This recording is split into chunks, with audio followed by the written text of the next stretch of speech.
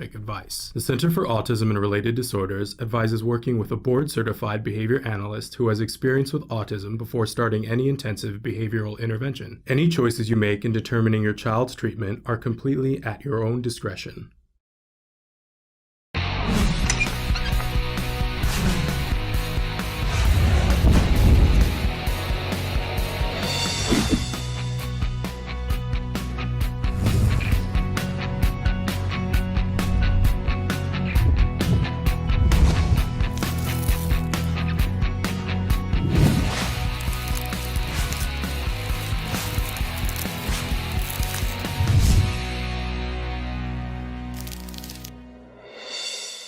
I was so close. I was going to have this done before we started the show. I am Shannon Penrod, and you're watching Autism Live and a Crazy Woman. I was saying to Traven, my son likes to print things on a 3D printer. And when they print, it prints all this extra structure stuff that holds it up so that it can print, like an angle or something. And then he knows my favorite thing in the world is to pull the extra structure off. Oh, I'm so close. I'm so close, you guys. So I'm just going to pull on this while I talk to you guys. We're here live with you for the next hour. And it's Halloween week. So we're going to try to have some extra fun this week and do some extra fun things. In fact, we have a Halloween show. Okay, I got to put this away. Can you say ADHD? Yes, I can. Anyway, thrilled to be here with you on this lovely Monday morning and thrilled to be with you on this new format. We're still playing with it. We're trying something new with the sound. I have a clip-on microphone on now instead of just the computer microphone. We're hoping to reduce some of that feedback that you guys were saying that we were having. So let us know. Let us know if the sound is working better for you or less good for you as it might be. Thrilled, though, to be here with you. And there just aren't enough hours in the day, are there? And then some days there's too many hours in the day. Depends on which side of the fence you're on, especially this week. Have you guys heard that song? It's by I think they're the Brensons, and it's the Keep Going song. Oh, that's been keeping me going, as having that in my head the last few days, because it's so indicative of, I think, what we're going through. There's a part where she's singing and talking and saying, I hope all these things for you. And one of the things that she says is, I hope you found a really good lotion that makes your skin feel good. And I've heard so many women say, oh my gosh, that is just so much the experience of, this isolation is that when you find a lotion that works really well for you. And I think you guys know that from the beginning of COVID, when we started, my hands were bleeding because of hand washing so much and so thoroughly in a different way. And this is my lotion. It's organic, and it's fabulous. And I try to remember to put it on before at the start of every show. And sometimes I outsmart myself. I'll put it on and then my fingers are too slippery to do the unmute button. But that's just something fun extra. But we're all keep it on going. And that's what we're doing here at Autism Live. And I'm so privileged to be able to do that with you. You mean everything. The show is meant to be interactive. In fact, there's lots of different ways that you can participate today and every day. So Traven's going to show you some of those. I'm just trying to adjust my earbuds so that I can hear myself a little bit more. There we go. Okay. Oh, no, it fell out. There we go. We're going to go one ear and see if that works.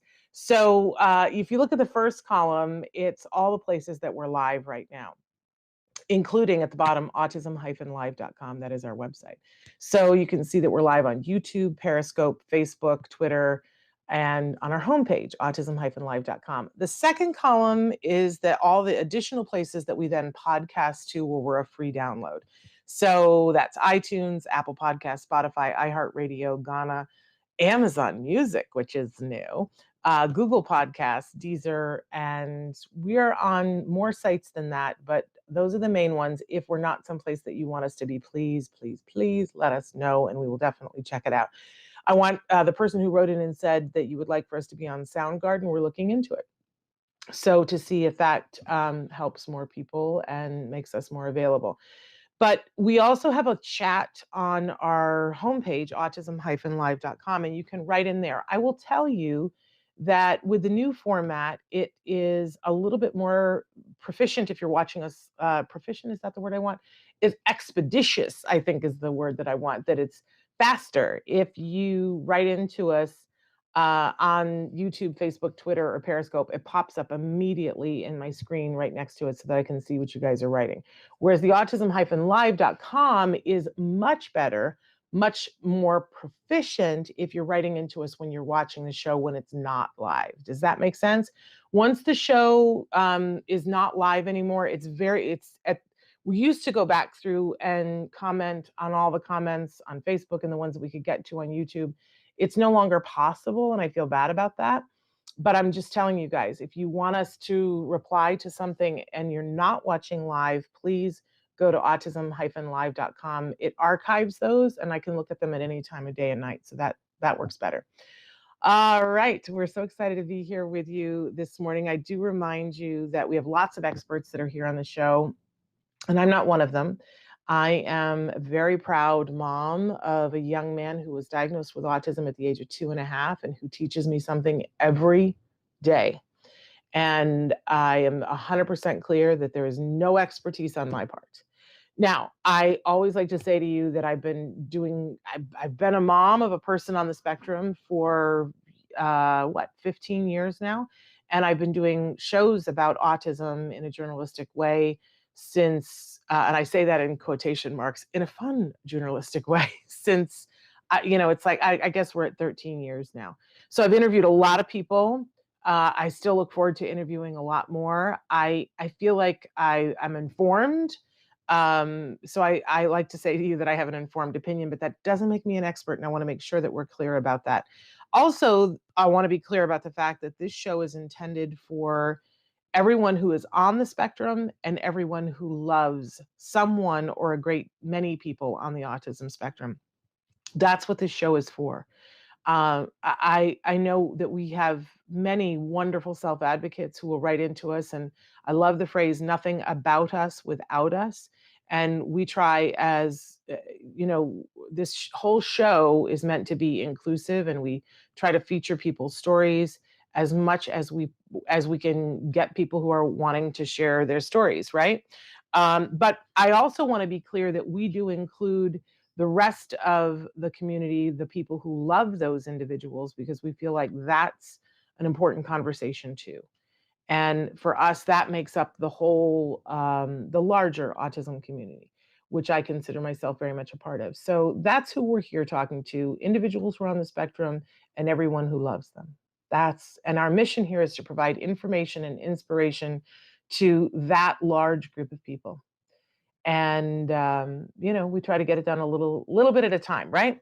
But don't mistake me for an expert. Mistake me for somebody who cares really deeply about that community, and hoping that I can help in any way that I can, right? So, hi, Michelle. So thrilled that you're here, and you guys can write into the chat. I think I've shared recently that my dad was Mr. Music for a while. He was the sound man on Romper Room. So many of you are too young to know what that is.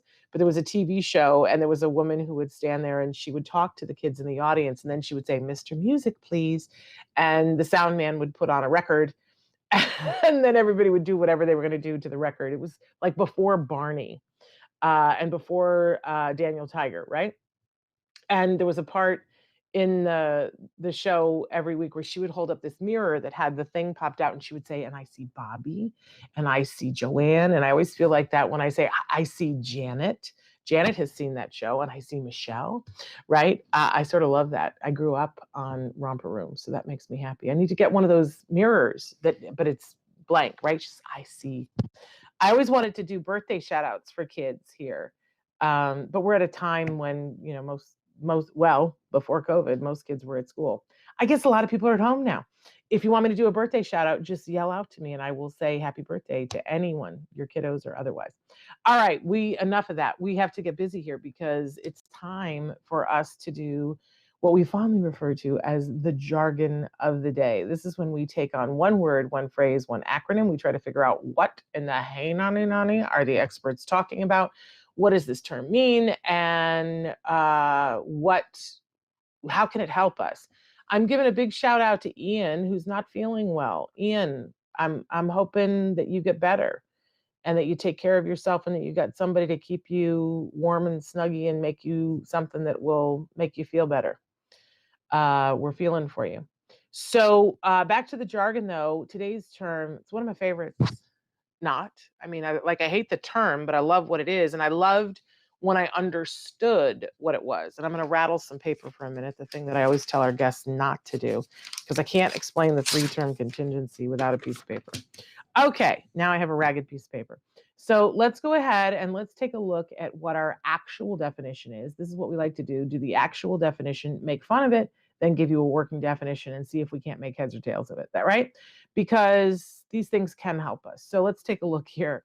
The actual definition, I always like to put on my elevator voice, in operant condition, right? Right away, we're sunk, right? Inoperant conditioning refers to stimulus control, in particular, an antecedent contingency called the discriminative stimulus, or SD. Aren't you glad that they put that in parentheses for us? That influences the strengthening or weakening of behavior through such consequences as reinforcement or punishment. Dun, da, da, da. Let's just pick that up and shove it into the ocean, because unless you have a degree in psychology, it's of abso-flipping no use to you. Am I wrong? Am I right? So in operant condition, right there, you're like, well, if I don't know if I don't know what operant conditioning is, I'm fried, right? Stimulus control. Hello, that doesn't it sound like we're flying a plane now? Stimulus control, and then the thing that sinks the whole boat, in particular, an antecedent contingency. Shoot me. I love I love when people use jargon terms and you go, I'm sorry, what's that? And then they just rearrange the words and still keep using the same words. I remember distinctly once going to a Walmart and asking the woman if they had any more patio tables. I had finally arrived at the fact that I, had money for and wanted to buy a patio table. And I looked online, saw these patio tables, got to Walmart, didn't see any of the patio tables, walked up to this woman at Walmart, and she said to me, well, I said, do you have any patio tables? I'm not seeing them. Are you all sold out of them? And she said, oh, well, we put them on.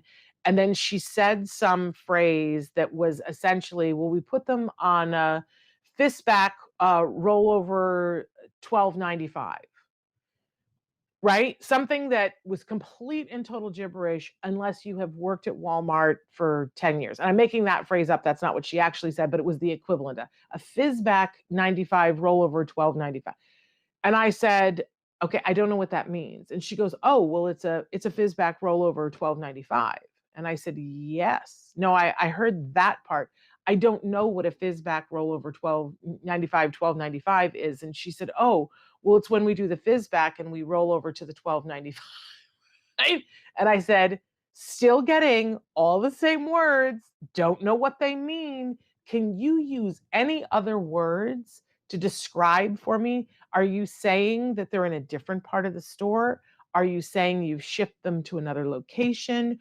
Are you saying you burned them to the ground? Like, I have no flipping clue. And she just kept rearranging the words. And she said, well, it's when we do a rollover to a 12.95. And I am saying, I don't know what that is. Do you understand what I'm saying? I didn't go to the same class with you where you learned what that, like in 5th grade, they don't talk about what a fizback rollover 12.95 is. And it was like she could not explain it to me. So what we have there is a perspective problem, right? Because she was using jargon. And you know what? The scariest thing is that we have all these wonderful BCBAs who try to teach our kids perspective taking. And they forget all the time that we did not go to Psychology 395 with them and learn these terms, right? So this just drop kick it into the ocean and let it sink, because it's of no use to us. But this term is super important to us, the 3-term contingency. So let's go on to our working definition and see if we can't make some sense of this sucker. How about this? It's the ABCs of behavior. And the ABCs of behavior are that whenever a behavior happens, we can take it into 3 parts. There's something that happens before, and we call that the antecedent. That is the technical term for it, but what it means is what happened before. So something happens, it's the antecedent, then the B, the behavior happens, and then there is always a consequence. And by the way, this is in all of life. This is true among humans, whether they're on the spectrum or not on the spectrum. It's true among plants. It's true among animals, right? Anything that exhibits behavior, there's an antecedent, there is a behavior, and there is a consequence, right? The plant needs sunlight, right? And it's not getting enough sunlight. So what does the plant do? The plant leans towards the sun. That's the behavior. What's the consequence? It gets more sunlight, right? And we know plants have behavior. They will lean towards the sun. They will grow sideways to get towards the sun. Well, it just so happens, so this is like one of those rules of nature. There's the ABCs of behavior: antecedent, behavior, consequence, right?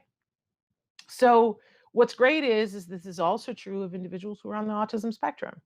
They're engaged in these same behaviors as the rest of us are, right? And that's wonderful.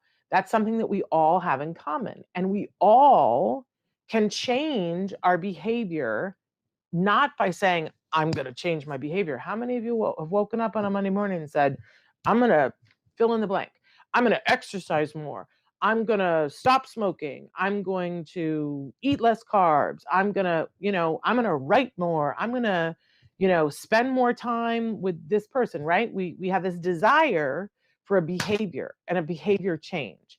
But how often do we follow through on it, right? Because just saying I want to change a behavior or just telling someone I want you to change that behavior does not change behavior. We have all kinds of science on this. Talking about changing a behavior doesn't change it. We don't have much control over behavior. I'm sorry, that's the real rude truth. Stop and think about it. Like, if somebody wants to do something and they're engaged in a behavior, what's at your disposal? What are you going to tackle them? You're going to duct tape them to the floor to make them stop, right? That's not going to last long. The minute you turn away, they're going to rip out of the duct tape and they're going to go do it anyway, right? Isn't that the truth of behavior? So we have to let go of thinking we can control behavior. Very little work for us there that can be accomplished. But we have control over antecedents and consequences in a lot of cases. And sometimes we have a whole bunch of control over both of them. Sometimes we have more control over the antecedent than the consequence, and vice versa, right? So when we're talking about behavior, first we got to look at the behavior first, because we're always looking for what the function is. And so whenever you're working with someone who does ABA, applied behavior analysis, they are going to take ABC data on something. Now, I just took my little piece of paper here, and you guys have seen me do this a million times on the show, and I folded it into three, just folded it over and folded it over. So now I have 3 columns. I don't even have to get a ruler. I don't have to draw anything. I've got 3 columns, right? And across the top, I just simply write A. In the second column, I write B, and in the third column, I write C. I want you to see how low tech, there we go, how low tech we can do this. Now, you can do this on your phone, you can make a program on your computer, but we don't have to be high tech. And we can do this for ourselves or for the behavior of someone else. Whenever we see a behavior that we're like, ooh, that behavior is a bit of a challenge, I wish that behavior was different, right? Then we want to start taking some ABC data on it, and because we want to figure out what the current 3-term contingency is, because then we're going to change variables, right? So let's say that my daughter is spitting. Remember how on Friday we were talking about the kid who spit? Yeah. Don't you wish that the police officer who handcuffed that 7-year-old knew about ABC behavior, and that the teacher had known about it before she called the police officer in? Yeah. Okay, knowledge is power, right? So we go, okay, Rebecca is spitting. Fabulous. Not so fabulous, right? So the next time that Rebecca spits, while she's spitting, we are in our heads thinking, I got to remember exactly what's happening so I can write it down on my sheet later on. And this is great because it helps reduce the anxiety that we go through. We're making sure that the area is safe, that she's not spitting directly on anybody, right? But in our heads, we're also going, okay, she started spitting. I'm looking at the clock at 12:04. Great. She spit on her hands, and then she was mushing it around between her hands, and then kids laughed, and then she started spitting at them. Oh, this is all good data. So I write that all down in the B. And then I think to myself, okay, so what was the consequence of all this? Well, part of the consequence, because two things happened, right? She was spitting on her hands and rolling it around. And the consequence of that was that the kids started laughing at her, which then led her to actually have two different sets of behavior here, right? But so I'm going to write down the consequence for the first one, that the kids laughed at her. Then I got to think, what was the consequence when she started spitting at the kids? Well, I went over and said to her, hey, we don't do that. And I put her in a different part of the classroom. Okay, that's a consequence, right? Now, once I've got the behavior written down and I've got the consequence written down, I go back to the A. Okay, what happened before she started spitting on her hands? What were we doing? We had come back from lunch and we were taking a little bit of a break, and they were given some free time in the classroom, and she started spitting on her hands. Okay, so I write that down for the antecedent. Now, for the second part, she was doing the thing with her hands. And the second part, the antecedent, was that the kids started laughing, right? And that's when she started spitting them. So I've actually got two separate behaviors here, right? I could write them all together, but I'm starting to see, wait a second, there were two things that happened here. And they probably have different functions, right?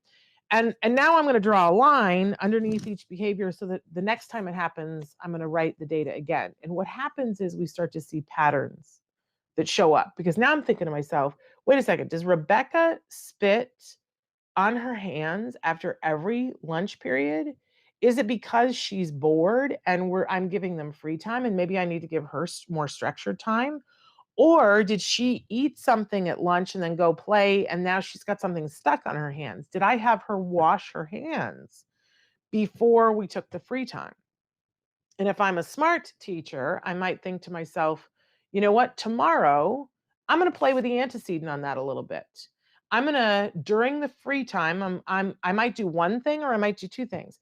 I might have her, as soon as she comes in from the playground, go over, give her a little bit of attention and wash her hands and see if that takes care of it. And I might give her a little bit more structured activity during that free time and see if, is it boredom? I'm going to see if I can head this behavior off at the pass. Like, can I change what happened before so maybe it doesn't happen at all? And sometimes that's all you got to do, right? Um, and I also want to think about the consequences, right? That she doesn't like it when people are laughing at her. So if I see that she has already gotten in there and is rubbing her hands together, I want to make sure that I bring her to a part of the classroom where the other kids can't see that, so that they're not making fun of her, so that she doesn't feel the need to spit on them. Right? So that's me looking at the antecedents of different things. But I can also look at the consequences, that if when she's spitting on her hands and doing whatever, I can give her a direction and say, go, please go wash your hands, right? That's a different consequence than allowing her to do it and having the kids laugh, right? And if she spits at the other children, I really want to work on the antecedent on that one so that that doesn't happen. But I would want to work out a consequence that isn't something that gives her a paycheck. Like, she might like going to the other side of the room and getting a break from the kids. And if she does that, then the spitting is going to continue to happen. So this is why we take the ABC data. This is why the 3-term contingency is like the keys to the kingdom. When you start to understand this, and that when someone is, they're fulfilling a need, the behavior, you should not judge, it's fulfilling a need.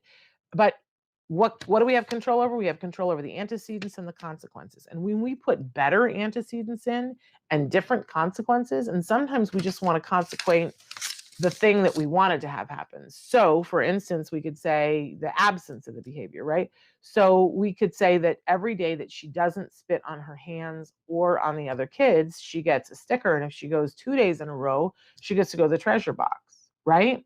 Now I've changed the consequences, and she's much more likely to want to not spit than to spit. Yeah. Um, Definition 101. Don't use the words in describing what a word means. Yeah.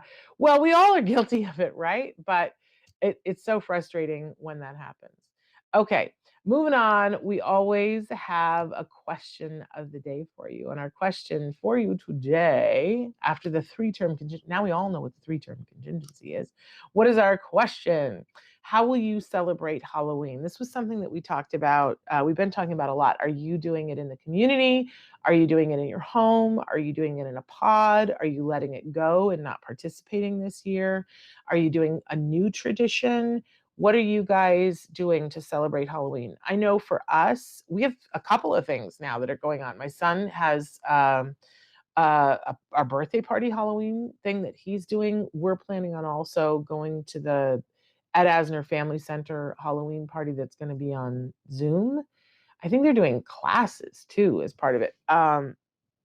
So that's really cool. And I know all this week and last week too, we're trying to watch scary movies together as a family that are appropriate for family watching. And I'm the person it has to be appropriate for because I get tweaked out. I can't handle much, right? But like I can handle the Ghost of Mr. Chicken, but I cannot handle some other things. So that's how we're celebrating Halloween. None of us is really participating in anything that's candy related this year because we're just trying really hard to keep our sugar down as a way to help ourselves with everything that's going on. And so we're steering it away from the food thing and steering it away from the candy thing. And I just want to say to everybody that we were always that way with my son with Halloween. If you have a little one who really would not benefit from artificial colors and artificial flavors, I want to encourage you not to buy it. If you're trick or treating and they're going to get it in their basket for something else, what we did very early on was that we said that there was a Lego fairy and that the Lego fairy loved Halloween candy, and that if he left all of his Halloween candy on the dining room table, the Lego fairy would come and get it and would leave a Lego. And so that was great. Now Ian has written in and says that he loves candy, and I think that a lot of people do love candy. If you really have to do the candy, I think it's super important for our kiddos to meter it out, that it's a measurable, that we don't overload them all in one day, and that you would really look at artificial colors and flavors. Try to go as natural as you can. It's so easy now. Everybody sells natural, like it used to be. I had to hunt and hunt and hunt, but everybody, Walmart, Target, your local grocery store has something even organic, that like they have those fruit chews and they have lollipops. There's a company, it's Earth something, but they make great candy, great lollipops. They're better than your average lollipop. They're not, I think they're just this much more expensive, and you won't get all the reactive colors and things like that. So I really want to encourage you. But even then, you don't want to be giving them a whole bag. If you do, you want to talk about ABC data, take some ABC data on what happens to your kiddos when they do sugar and artificial colors. Let me just tell you, the consequence for you is ugly. None of our kids react well to it. So all you have to do is notice it 3 times and you'll go, I'm not feeding them that anymore, because it's so crystalline clear. But write into us, tell us what you're going to do to celebrate Halloween, because it might be that you have an idea that we haven't thought of and that our viewers could really, benefit from what it is that you guys are doing for Halloween. So that's our question for today, and we look forward to hearing your answers from it. And then Yum Earth, thank you, Raquel. That's exactly the flavor. I love their stuff. Wonderful one. And there's others too, but I know Yum Earth goes, like, they're in Target and Walmart and most of your grocery stores. You can order them on Fresh. They're everywhere. I have to not have it in the house because it's still sugar and I should not be having sugar. So anyway, our topic of the week is making traditions, because there's a lot of things that are going to be different this year. No matter who you are, no matter where you live, no matter how much you can move about the cabin, things are different this year in 2020. And please have your feelings about that. I know I have mine and it's hard, but don't get stuck there. That's just part of the phase of moving through this, right? It's that keep on going song. So don't get stuck there. Find the new tradition, make the new tradition. I was saying this the other day that we couldn't get a pumpkin once, and so we started carving a watermelon. And now I'm really mad because I can't seem to get a watermelon this time of year in 2020. So I can't get a pumpkin, I can't get a watermelon. We might just do without. Okay, we've got some questions that are coming in, and I want to answer them. So let's. But we can make new traditions. Don't be afraid to do that. A day is going to come when we are going to look back and talk about, remember what we did in 2020 during the great isolation, and we're going to laugh and we're going to hug each other. We're going to go, that was crazy, right? That day is coming. Okay, we've got a bunch of different questions that are coming in, and I think that let me know when Bonnie is here, Traven, so that I'm not impinging upon her time, but I want to jump on to some of these questions. So, the first one, how can I, no. There was the first one was, my son is always playing with himself. What do I do? Can you tell me how old your son is? Because it makes a little bit of a difference. Let's remember that every behavior has a function, right? And we know that a Maslow's hierarchy of needs, that sex and sexual pleasure are a part of the regular hierarchy of needs, and they're pretty high up. So what we want to do is establish the fact, and first we want to acknowledge that, he's doing it because it feels pleasurable. So there's nothing weird or odd or inappropriate about that. The thing is that there's places and times, right? Just like, there was a point where for most of our kids, we have to teach them that it's okay to be naked in the bathtub. But it's not okay to be naked on the street. It's okay to be naked, in the bathroom at school. It is not okay, not naked, but to take your pants down in the bathroom at school. It is not okay to take your pants down in the classroom. So we really want to be teaching about places and times where things that are appropriate and things that aren't. A great thing is that a lot of our kids are very rule oriented. So we just make rules about it, that we, I believe, and everybody has their personal beliefs, that we don't try to shame anybody about anything. And that their body, there's nothing shameful about that. And there's nothing shameful about the pleasure that they feel when they're doing that. But there are rules, that there are times and places that you can do that. And we were talking about this the other day, that even with, we can try to block it when it's time, when the time and the place are not appropriate. With little ones that discover this, we can put them in footy pajamas. We get the summer weight footy pajamas, the really light ones, and we cut off the feet of them and we put them on backwards and zip them into it so that they can't get their hands into their diapers, right? We can also do that with the ones who smear the poo. For older kids, sometimes putting them in overalls works, or getting them in pants that have the waistband instead of being in sweatpants where it's easy access, right? Sometimes kids will then discover that they can push themselves up against something or someone. When we have taught the rules, when it's appropriate for what the age is, then we motor them to the place and we go, oh, this is, you do that here, and I'm going to leave you alone here. That's for you to do here, not for other people to see. And they may not understand that to begin with, but we want to be putting them in the place and the time that it's appropriate, right? The other thing is to give them something to do, that, because a lot of times it's like, well, I got nothing else to do. I'm bored. So, I think I'll do something that makes me feel good. So giving them something else to do that competes, like, it's very hard to be doing that while you're doing something with your hands that's really fun. So some people find that, like, those koosh balls that you pull and stretch and do whatever are really beneficial. But let's acknowledge that, we have a very prominent news story this week about an executive at CNN who was doing this during a Zoom call. Can we just acknowledge that when people are bored or have other things, right?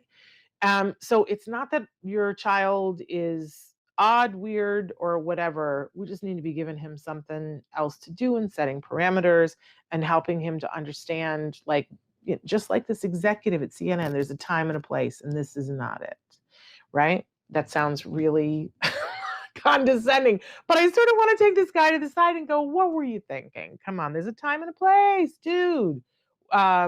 He should know better. But our kids need to be taught that, right? Okay, so moving on. Hopefully that was helpful to you.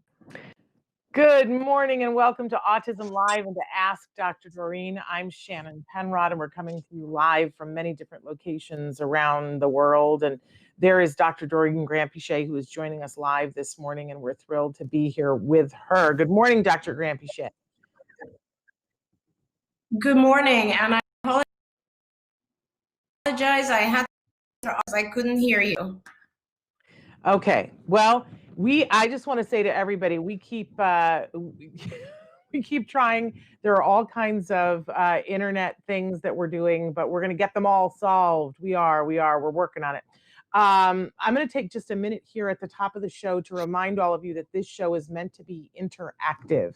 We want to hear from you. We want to know your thoughts, your feelings, your questions, your concerns. And especially this morning, we have Dr. Granpeesheh here, and she wants to hear from you and to know what's going on with you and how she might be of help to you.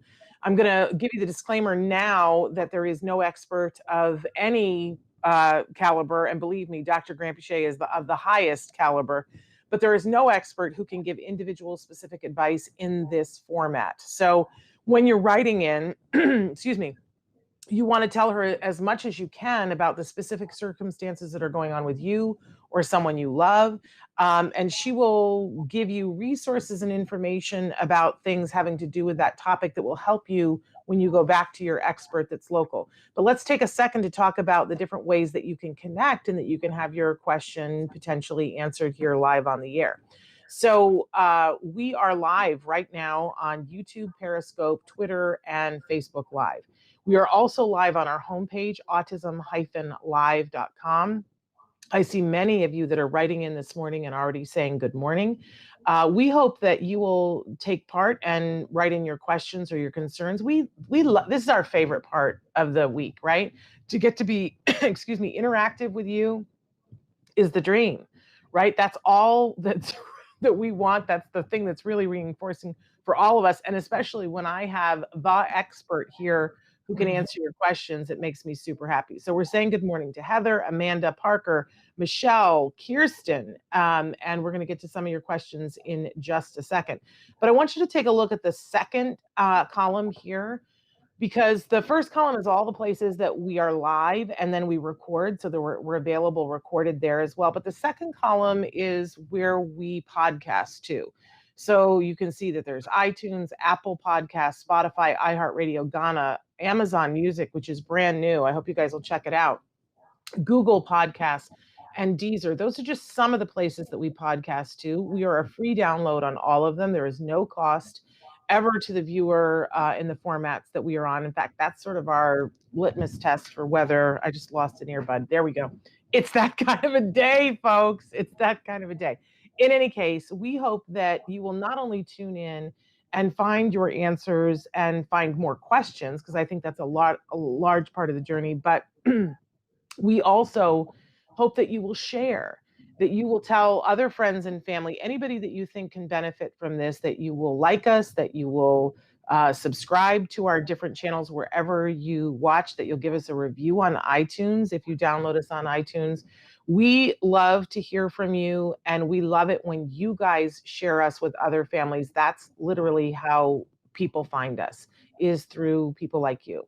So please let the world know if, and yes, if you write in here, somebody just wrote, can Dr. Doreen give advice? I'm gonna put an asterisk there and say that she can give you information, but it should not be considered advice in this format. So let's talk a little bit about her and how fabulous she is. She is a true expert in the field of autism. She is the founder of the Center for Autism and Related Disorders. She's also the founder of the wonderful charity Autism Care Today. She is a true visionary in the field of autism, not just an expert, but I don't mean to, I never want to minimize the expertise part of it, because she's been working in this field for, I lose track. I mean, you tell me all the time, but I just don't believe it, Dr. Granpeesheh.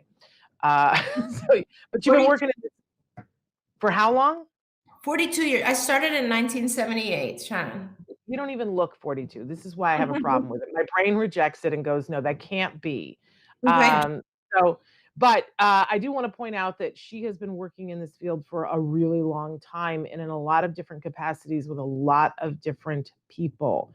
of different ages and different abilities. And I do want to say that I don't know anybody in this field, and I've met a lot of people in this field who is more concerned about the individual and the rights of that individual to be able to be who they are, and be their best possible self. So that's the highest praise that I can give someone in this field, and she embodies that. So please feel free to write in and ask for, what she knows about a topic, right? But just understand that she can't give individual specific advice, right? And someone says she's timeless. Well, what a wonderful thing for Thank you. someone to say about you. Okay, I want to get to a question that came in the middle of the night first, Dr. Grampiche, if you don't mind. Sure. Dear Dr. Doreen, I get in trouble all the time for being too blunt. And I did not write this. This is somebody else's word, but it's true of me as well. One of my quirks is that I don't really care about people. I don't really care about people I don't know dying or their deaths. I say that out loud or on a tweet or on other social media, and I get yelled at and treated like a pariah. I don't understand this at all. I had empathy as a child. I am 23 and on the spectrum. Do I have no empathy? Am I too blunt for my own good? Please help me. That's and Shannon, before I start, and good morning, everyone. I just want to make sure that there's no delay and that you can hear me okay, because I am on Wi-Fi right now. There is a delay between the two of us, but when you're speaking, I am seeing your lips move in concert, but there is a delay between the two of us. So everybody will just have to deal with the pause. Okay. So I just wanted to, it's kind of timely that this question came in, watching, and it is such an incredibly touching show. You lagged really bad right there. So I know what show you're talking about, but we didn't get to hear it. You froze for a second. So, and now Traven has taken us both off for a second. So he must be doing something, but can you, no, we're out. Yeah, I can hear you okay, and I don't know if you can hear me and see me. I can hear you. I can hear you. I can't see you, but I can hear you. There we go. Okay. There we go. And sorry, Traven, I know you're always trying to make this better for us, and I'll eventually figure it out here. So yeah, I was just saying that this past week I was watching the Love on the Spectrum show, which is such a delightful show, and I think it gave me every possible emotion, laughter, sadness, everything. And it just reminded me of so many of the very subtle emotions that our adults on the spectrum experience. And I think this is a great example of that. So I want to tell the viewer who wrote in, it's not that you don't have empathy, it's about being able to see other people's perspectives. So I think you shouldn't worry about the emotional part of it. It's at this point, it's more about being able to see how other people feel, how other people perceive the world, and learning about perspective taking. And I'm trying to think what is the best resource I can give you, because we do have a lot of lessons on this issue. And perhaps if you are interested in reading a book, you should read some of the work of Simon Baron Cohen and Francesca Happy. Last name is Happe. These two folks are professors in Cambridge, England, and they have developed a lot of literature and research and treatment ideas around this concept of how you can learn to see the world from other people's perspectives. And believe me, that if you can develop that skill, it's not just going to help in regards to showing empathy. It's going to help in regards to understanding many, many other aspects of why people do what they do. So I really recommend that. Okay, wonderful. And I love, love, love that you wrote into us and that you're here with us, and sending you a hug, a virtual one. So hopefully that doesn't make you uncomfortable. All right, I want to have you answer some of the questions that we've had, and talk about some of the things that people are writing in. We got a lot of people writing in from the UK, which is super fabulous. Somebody says, I'm a special ed teacher and run into your program a couple of months ago. Love Dr. Doreen and Ms. Shannon. We love you back. They say, I wonder whether I could ask a question about how to teach a very diverse special education class. My students copy and feed off of each other's problem behaviors in the classroom, and it is just so chaotic.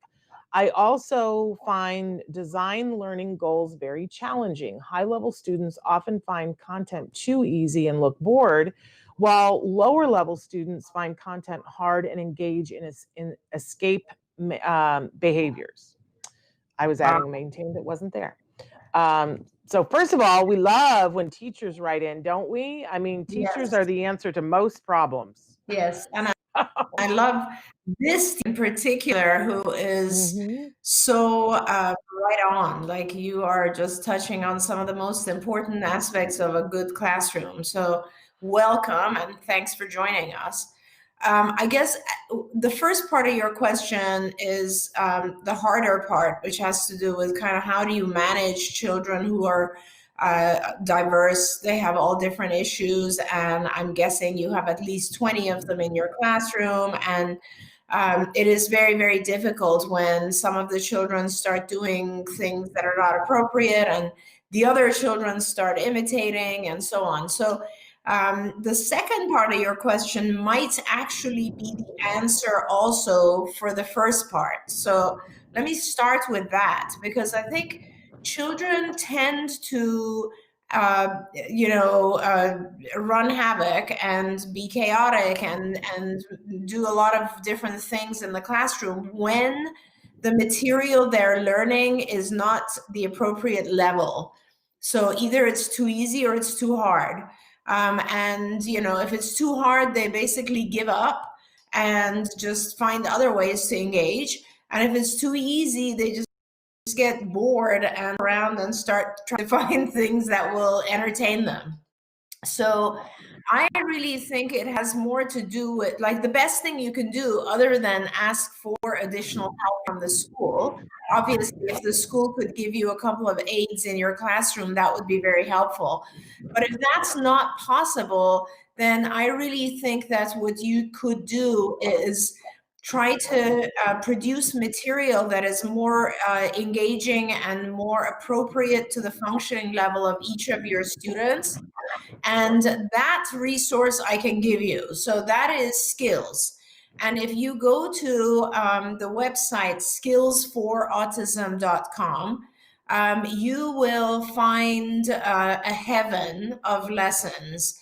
I mean, there are, depending on the age of your children, there are over 4,000 lessons there for children below the age of 8, and then another 4,000 or so for children over that age. So I would say that you should start there, acclimate yourself, get a skills license, and then you can really go in there and play around, because you will have all sorts of lessons there, not just academic lessons, but and there's a lot of things also that you can print out.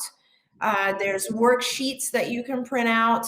There's IEP goals that are specifically listed and written for each lesson.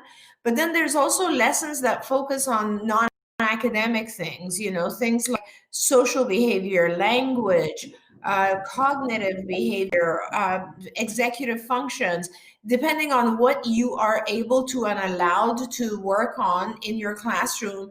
I promise you'll find a lot of things that will be more engaging for each of your children. The way skills usually works is that each child has their own account, so that it generates a list of lessons for the child, and the lessons are very, very appropriate to their child. And so what you'd you're like to freezing a select for little your bit. kids. You're freezing just a little bit. I just wanted to warn you. But go ahead. You're back now. So. Nope. Yeah, now so we I go. was just saying that as a teacher, I think I'm frozen again. Oh, Am I? no, Or we am have I? you now. We have you now.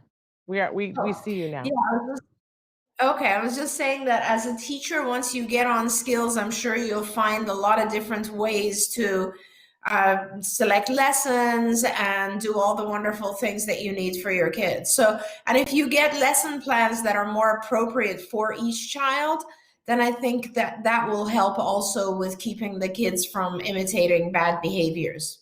Wonderful.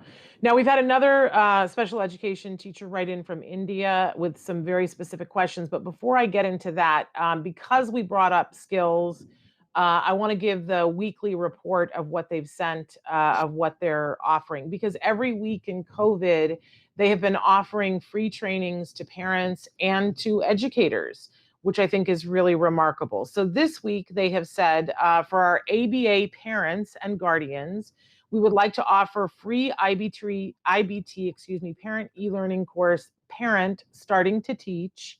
And for the educator community, we are offering the IBT Educator e-learning module, Educator Useful Strategies. How well is that in keeping with what we're talking about? And these are available at no charge. I'm going to give you a phone number in a minute. And we're going to talk about when you're overseas, how you want to deal with this. I also want to let you know that they're saying we will continue our RBT, which is the Registered Behavior Technician 2.0 training course. That is free for our parent audience on a case-by-case basis. So you have to reach out to them and ask for it and tell them why you want to do it. That is a 40-hour training course for caregivers. It actually isn't for caregivers. It's for beginning therapists to get that designation as a registered behavior technician. It's the first step along the way, and they're offering it to parents because they know it'll help you, free at no charge, but you have to specifically say that you want it and that you're willing to do the 40-hour course. You can do it on your own time, but they really want to know that people are motivated to do it because a lot of parents, let's be honest, don't have the time right now to do that. But if you want to, case by case, they will give it to you for free. It's like a $440 value. In addition, we will continue to offer a 10% discount on all skills products for anyone who is referred from Autism Live. All you have to do is call the number I'm going to give you. And if you're overseas, you can email me and I will connect you. And somebody did that this week. And you just say, I saw it on Autism Live. I want the Shannon Friends and Family discount. You don't really have to say that. That's my little joke, but I love it when you say that. Because you are friends and family of mine, and you should get a discount. So the phone number, is everybody ready for this? And I think Traven probably has it up on the screen as well. 877-975-4559. Again, that's 877-975-4559. And if you're emailing me because you're overseas, Traven will put my email up there. There it is. It's s.penrod, PENROD, at autism-live.com. And we look forward to hearing from you guys and connecting you to that really wonderful, fabulous resource, skills and IBT. IBT stands for the Institute for Behavioral Training. Okay, I want to continue on with some questions here. Hi, tuning in from the UK. Do you have any suggestions for how we can explain to neurotypical children what autism is? I find it difficult to explain to a child what neurodevelopmental means. Yes, well, sending you a hug because that is hard, isn't it? Dr. Yeah. Granpeesheh, what advice do you have? Yeah, that's a tough one, and it has a lot to do with the child the child you're trying to explain things to. How old is that child?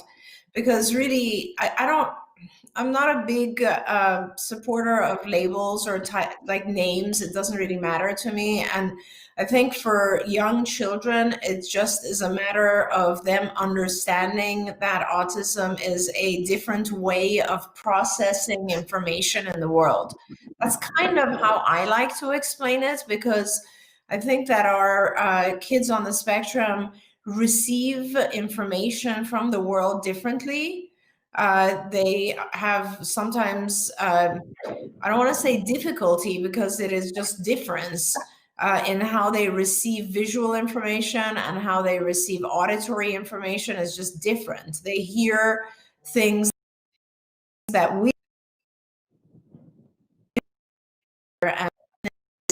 we don't necessarily see. So it's just different. And because their input of information is different, then I would say that leads to different learning, obviously. So therefore, what they learn and what they output or what they express is also going to be different. So I just think that for other children, for siblings, for instance, it would be important for them to realize that people on the spectrum are just different in the sense that they experience the world differently, and that affects how they interact. It affects how they communicate. And so as a result, we sort of, the goal is to try to interact with those individuals both on their court and on our court. So to some extent, I think what we aim to do is to bring the two forms of communication together, so that we can better understand each other. But really, again, it has a lot to do with the age of the child you're trying to talk to, because a young child is, any child, honestly, anyone is going to have a hard time understanding neurodevelopmental. And essentially, I don't know that there's any point to it. Let me tell you that we fought for something like 10 or 15 years just to get autism to be considered a neurological developmental issue. For a long, long time, over the course of years. I don't know if our viewers know, back in the 70s even, it was believed that autism has to do with parenting. And when that was, when people realized how ridiculous those theories are, then it was kind of like, well, we're not quite sure. Is this a purely behavioral type of issue? And then it wasn't until many years later that it was realized that obviously this is not a learned disorder, and there are like a lot of biomedical issues and environmental sensitivities and things that underlie it. And I always say, Shannon, that the diagnostic manual changes every few years, right? From the time that I've been studying psychology and talking to people, it's changed 4 times. And every single time, the one disorder that has changed its definition and its symptoms is autism. Not all the other, there's many, many, many pages of other types of issues that are listed in there, and they don't change. Autism has changed every single time. And that tells me that we don't really know all that much about autism. So, explaining it in some way is very difficult. Yeah. We've got people writing in with how they explain it. And I just want to say really quickly for me, because, I think as any of you can understand, as a parent of an individual on the autism spectrum, I remember asking early on, so what exactly is this? And everybody kept giving me these answers that I couldn't wrap my head around. And I was trying to describe it to my mom. And my mom said, you need to get this together. You need to be able to concisely tell people this so that they'll be able to understand. And I wanted to do it in a way that was easy enough that children of a certain age that I could explain. So for me, as Dr. Granpeesheh said, it depends on the age and the ability of understanding of the individual. But I sort of have a line. If it's people who already understand computers, which now sometimes that's a 5-year-old, right? Depending. if somebody, and I explain it this way to 42-year-olds too, that I say, do you work on a Mac or a PC? Right? Which one of those do you do? Or I'll say to kids, do you know the difference between a Mac and a PC? And sometimes a 5-year-old does, a savvy 5-year-old. And I say to them, is one better than the other? They're very different and they process information in a different way. But you can put apps on them so that they can process the same information in similar ways, but the core of it, they process things in a different way. So PCs, sometimes they're a little bit better at some things than a Mac is, but there are things with a Mac that are much better, but the processing is different. But you can't rule them out and say one is significantly better than the other. But if you only had a Mac and you wanted to do what the PC does and you didn't give it an app, it would struggle, right? And so I tell them that is like autism. You're a PC, your brother is a Mac. They're both good, they're both fine. You can converse with your brother, but we're going to have to download an app for you, and your brother can converse with you, but he's going to have to download an app. If they're younger than 5, this is what we did for Jem and his friends. We did basically a storybook with pictures of him and his friends. I love it. And it's basically it's my name is Jem and I have autism. And we would go into his classrooms and read this when he was really young with the kindergartners, and he would read the story, and it talks about autism. And somebody said recently that we should do a template so that people could make these on their own. But it talks about how I have autism, but I have a mom and a dad, and I have I have 2 hands, I have 2 feet, I have a Star Wars video game. And then it talks about what kinds that sometimes people with autism are boys, sometimes they're girls, sometimes they can talk, sometimes they can't. And it goes on to say, there's a part in here, this is the one, sometimes people with autism can talk, sometimes they can't. It says, I can talk, but sometimes I don't know what to say or how to say it. This is when he was really little. It's storybook time, Dr. Granpeesheh. And it talks about his friends.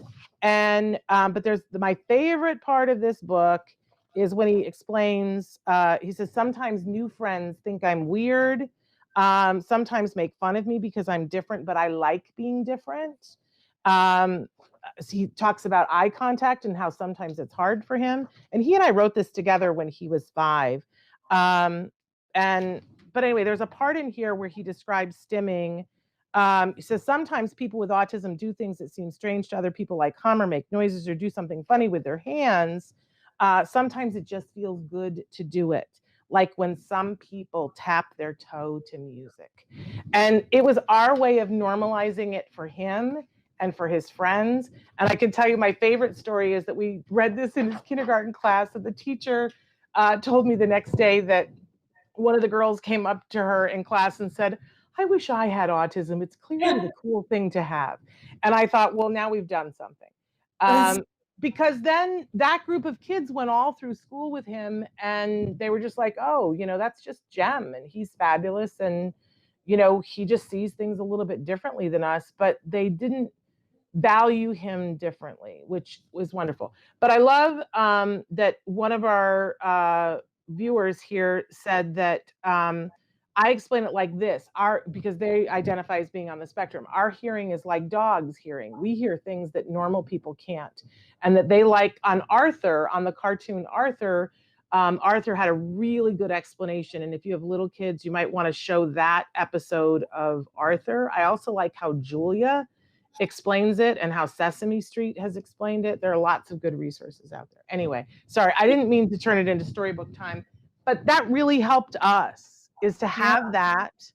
And it's just, we just printed it out and we had fun making it. And anyway. I love it. Can I add something to that, Shannon? I just want to say that one of the things that's really important, I think, is that we are so focused on trying to explain to other people the things that our kids cannot do, that we forget to also mention all the amazing things they can do.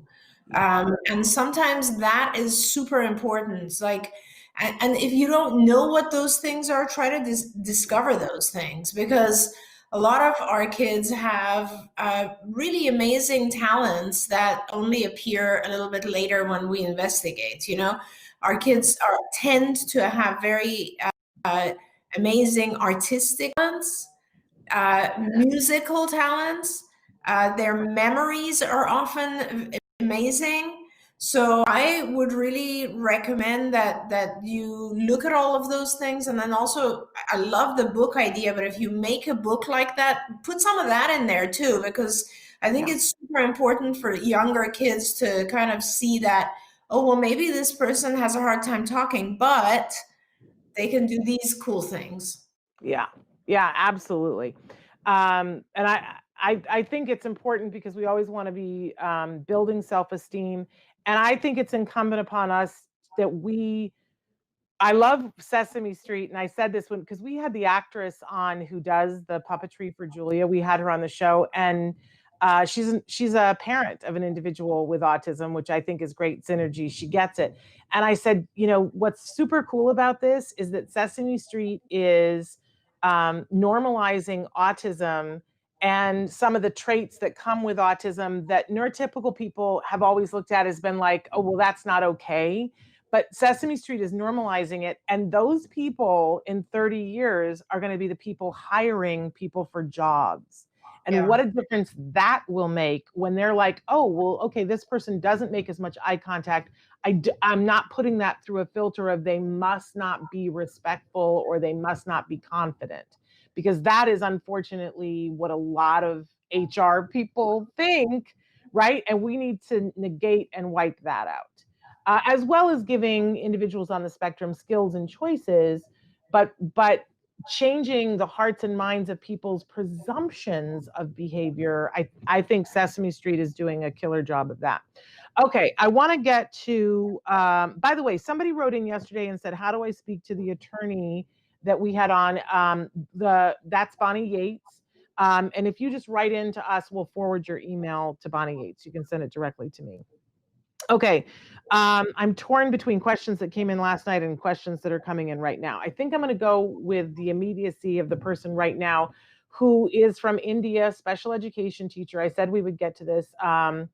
I love the program since very long. Please help me. How can I handle self-stimulatory behavior in class? I have a class of 4 to 6-year-olds. There's hand flapping, continuous noise making, and clapping most often in the classroom. Special education teacher in India. Yeah. 4 to 6-year-olds. Wow. Welcome. I mean, I think you've probably been on the show with us before, and I just want to thank you for your persistence. It's not easy to manage 4 to 6-year-olds with self-stimulatory behaviors. So again, as I said to the other teacher, the first thing is, can you get help? And perhaps not from the school. Maybe you can get help from some of the parents who are involved. The more people, the better. If you cannot get help, then I think with self-stimulatory behaviors, unfortunately, the only way that you can divert them until they are replaced is to have an incompatible behavior. So if it's a child who, for instance, is doing something with their hands, if their hands are otherwise engaged, they will not do that self-stimulatory behavior. Now, keeping the child's hands engaged with something appropriate might be challenging, but there are a lot of things that involve the hands. So anything from puzzles to even playing with things like Play-Doh or bean bags or containers of beans or containers of rice, where the child is able to put their hands in there, will help them calm things down rather than other self-stimulatory behaviors. In regards to vocal self-stimulatory behavior, it's a little bit harder.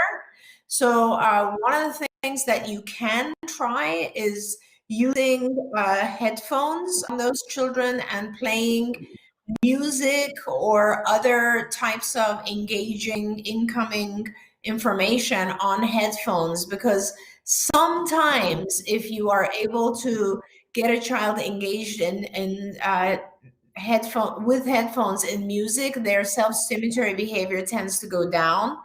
Obviously, if you have an aide in the classroom who is helping you, and if they are able to maybe separate the kids who have vocal self-stimulatory, and while you are trying to teach the other kids, maybe those kids are engaged in something like a choral type of activity, like singing in a group or in unison, or even things like saying their ABCs, or things that are appropriate vocal, that will also help divert from the vocal stereotypies.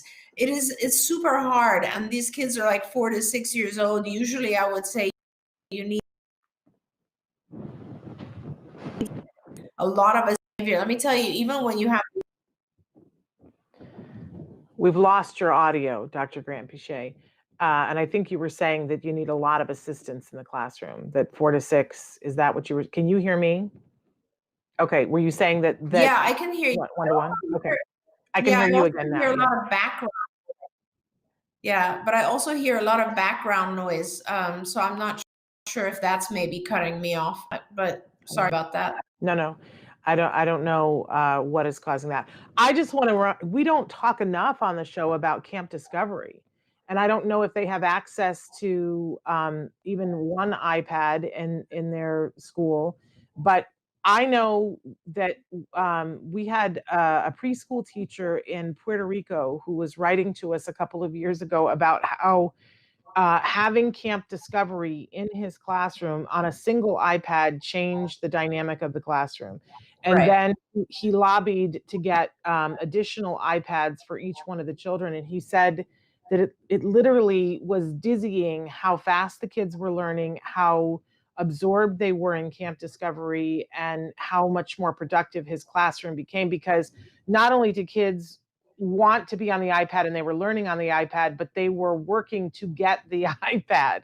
Yeah. They were willing to do things that were hard for them before so that they could have iPad time. And Camp Discovery, for those of you who don't know, is a wonderful, it's a game on devices that you can get. It's a free download in the Apple or the Google Play Store. And it is a companion piece to Skills. If you already have a Skills account, in your Skills account, it has a code for Camp Discovery. And when you go into the game, there's a place where it says, do you have the Skills key? And you will put that in, and then it will track the progress that the child makes and graph it in the Skills account, which is just extra fabulous, right? But if you don't have a Skills account, you can still do Camp Discovery, and it teaches early language skills to kids in that age range. And it's really been shown to be wildly successful, has it not, Dr. Grant Pichet? Yeah, absolutely. And so Camp Discovery is on the iTunes library. So if you have access to apps, it is there. But also, and that you bring up a very good point, Shannon, which is kind of the same thing we said to the prior question, which is the more kids are engaged in something that is appropriate to their level of functioning, the less they're going to be engaging in self-stimulatory behaviors. So really, I think Shannon has a very good point. I would try to really give each child an activity that is going to be very engaging, and don't worry about trying to do this all day long. If you have like 1 hour even during the day of high quality education, it's better than trying for 6 hours to get everybody to be under control, So I would really say, focus on short stints of trying to give them worksheets or other types of computerized games and things that will keep them engaged. Very good point. Yeah. Okay. So, good morning. My 5-year-old son has a diagnosis of autism in which the ability to communicate in the native language of the country where we live, which is Swiss German, predominates. He has achieved a basic level of communication in Spanish, which is his mother tongue. He receives logopedia at the kindergarten he is attending, but after almost a year, he has made almost no progress. What other alternative can you suggest in the current circumstances of isolation and difficulty of socialization? And another situation is the verbal abuse he receives from the children. What do you suggest that that I as a mother do about it? And thanks for your help. Sure. That's a That's lot of elements there. yeah, that's a tough one. And I don't know, unfortunately, the Swiss German education system well enough. But I think I can maybe give you a couple of resources. First of all, I think you should talk to the school and try to engage them in helping you establish an ABA program for your child. And that an ABA program will basically break down the very basic skills that your child needs, and then will using behavioral techniques one-to-one. So there will be an ABA therapist, and we'll talk about how to get all this, teaching your child individual skills. And as your child learns more and more skills, obviously not only will they be able to enjoy the classroom and their peers, but also they will get more out of it, and fewer people will be bullying, right? Because they'll be more socially engaged. But until that happens, I mean, first of all, it's the last part, which is kind of the bullying, really, really upsets me because that's just not appropriate. I do happen to have two former students. So someone who used to work at CARD in the US, who lives in Switzerland, not wrong. You're breaking up really bad, so we're not getting the sense of what you're saying. Try again. Yeah, you're back. Okay. Yeah, so I was just saying that I can give you, Shannon, the information for one of my former students who lives in the French part of Switzerland, which is Lausanne. And she might be able to give you a lot more information about programs and what you can do there. I mean, German portion of Switzerland, you're speaking German, Swiss German. But I do also have another contact who is in Germany who does ABA. Both of these individuals are trained in ABA, trained by us at CARD. So they would be able to help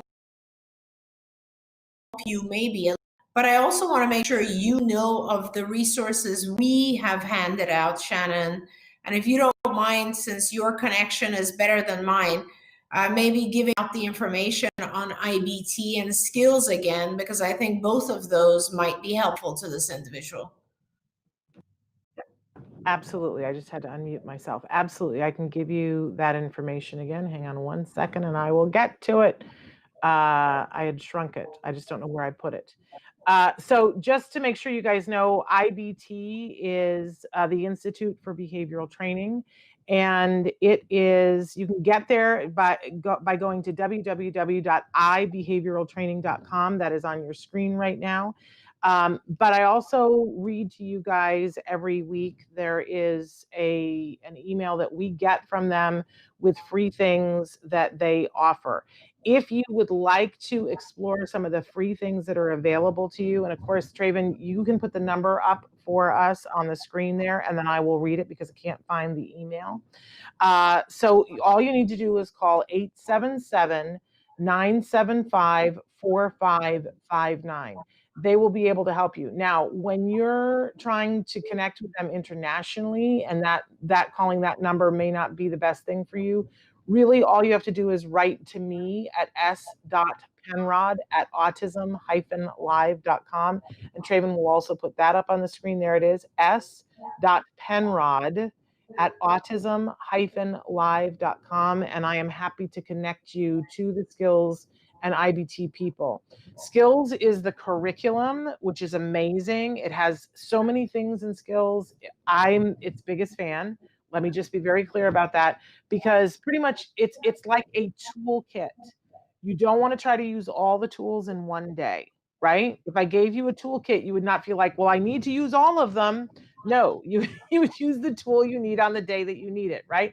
And people get a little overwhelmed like Disneyland when they go into skills. They're like, I don't know how to do all that. Don't worry about that.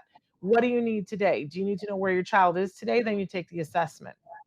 Do you need to intervene on a behavior that's really challenging? Then you go to the part of it that is the behavior intervention builder. First, you have to do something called the CFA to see why your child is doing it before you can intervene. And if you want to know how to teach your child something, then you search for that topic in the lessons. It's this big, beautiful tool that can do a lot of things. Again, people get overwhelmed because they go in and they're like, I don't know what to do first. Go in with a plan. And if you need help, you can ask the skills people, or you can always ask me, because it's my favorite thing in the world to help people connect to skills, because I know it provides answers. It's provided answers in my life and in so many other people's lives. IBT is the training portion of it. So if you want to know how do you teach this lesson in skills, they'll give you some teaching tips. But if you really want to know, like, how is it that the experts do this, then every lesson that you need to be successful with an individual teaching anyone something is in IBT. And when you go on the IBT website, they sort of have 3 different categories. They have a category for people who are professionals, and there are videos in there for them to continue learning, and they're intensive for jargon, but they're brilliant, and you have access to them. You don't have to have a license to have to be access to them. There's a small cost for each one of the trainings, but they start at $7.50. So it's cheaper than going and buying a book. You know what I'm saying? There's another category that's just for educators, that's specifically about how do you teach within the confines of a classroom, because former teacher here, it's different, right? Different rules, and you've got more kids to deal with. So there are trainings just for educators. And then there are trainings that are just for caregivers that talk about things that happen in the home that have less jargon so that they're easier to access. But you as a caregiver can take the educator ones, or you can take the ones for professionals. And if you're an educator, you can take the parent e-learning, or you can take the professional ones, or you can take the anybody can do any of the videos. There's a small cost for each video. You can pick and choose, although every week they offer free ones. If you call that number, and Traven, would you pop that up there again? And talk to them, they will remind you what is free this week, and it changes pretty much every week. 877-975-4559. You will learn so much there. Okay, did that finish the question? Are we moving on, or you had more you wanted to say, Dr. Grampiche? No, I think we're good. I mean, it's very hard to give resources when it's such a dire situation, but I think that will help. I also have to say, because it's something that's featured in this year's Toy and Gift Guide, that the card book is also, because some people are like, well, I want to know the whole arc of skills and how you teach somebody something. And if you're going for the whole arc, you want to see, exactly what the progression is on a bunch of different things, and you are somebody who deals better with turning pages, there's also a book that you can purchase. It's evidence-based treatment. What is, I always stumble over evidence-based treatment for autism. Yeah. The card model. Right. Yeah. It is featured on our toy guide this year, because we have a category that's just for caregivers. And we said that was the educational toy of the year. So there. So, hi, we're saying hi to Koyan Ping. We're so glad that you're here with us. And we put the number up. Did you get it, Koyan Ping? I want to make sure that you got it. And somebody said, we are always so grateful for Dr. Doreen. Good morning. We're so glad that you're here with us too. They're saying, thank you, Dr. Doreen, for your insights. We'll make sure to implement those. And they said, thank you for motivating us to me. And I like, that's hilarious to me, because you guys motivate me. So that's why that's hilarious to me. So I love this question. I got to get to this question. What percentage of children with autism do you think struggle with aggression? Why is the percentage of aggression in children with autism so much higher than in neurotypical children? That's a great question. So, and hopefully you'll have enough of a Wi-Fi connection that I can talk about this a little bit. Yeah. So autism, one of the things that I find interesting is that people always think that challenging behaviors are somehow part of autism, and they're not. So aggression or, tantruming, throwing things, biting, running away, hitting, all of those things are not part of the diagnosis of autism. They have absolutely no relation to the symptoms of autism whatsoever. They're not listed as a symptom. Okay. So, why do they occur in our kids? And the very simple answer is they occur because our kids are frustrated. And why are our kids frustrated? Just because they cannot get their communication across. So either it's because they just can't communicate vocally and they can't get their needs met, or they can communicate vocally, but not at a level that helps us really understand what it is they're trying to say. So just like us, if you think about it, when you get into an argument with your spouse or someone else, it's because there's a misunderstanding, right? Like two people don't understand each other. And it's the same exact thing. When we feel we have not been heard, when we feel you're just not getting me, you're not understanding what I'm trying to say, you don't understand what I want, that's when we get angry. And of course, as adults now, we've learned that we have to control our anger and we can't hit. Most adults have learned that. And as children, a lot of children learn that lesson very early on, maybe at age 1, 2, 3. Sometimes they learn it at home. Sometimes they learn they can't hit when they go to school. But we learn that, right? But with our kids on the spectrum, they don't learn that. First of all, because I think everyone is just kind of scared and backs off, and they don't know. A lot of times when someone gets a diagnosis of autism, we feel like we cannot place the same continuum. We can't educate that person in the same manner. So he's autistic, I gotta let him hit. That's not the case at all. And then secondly, it's because the child has way more reason to be frustrated, because they can't, in most cases, they can't vocalize, they can't communicate.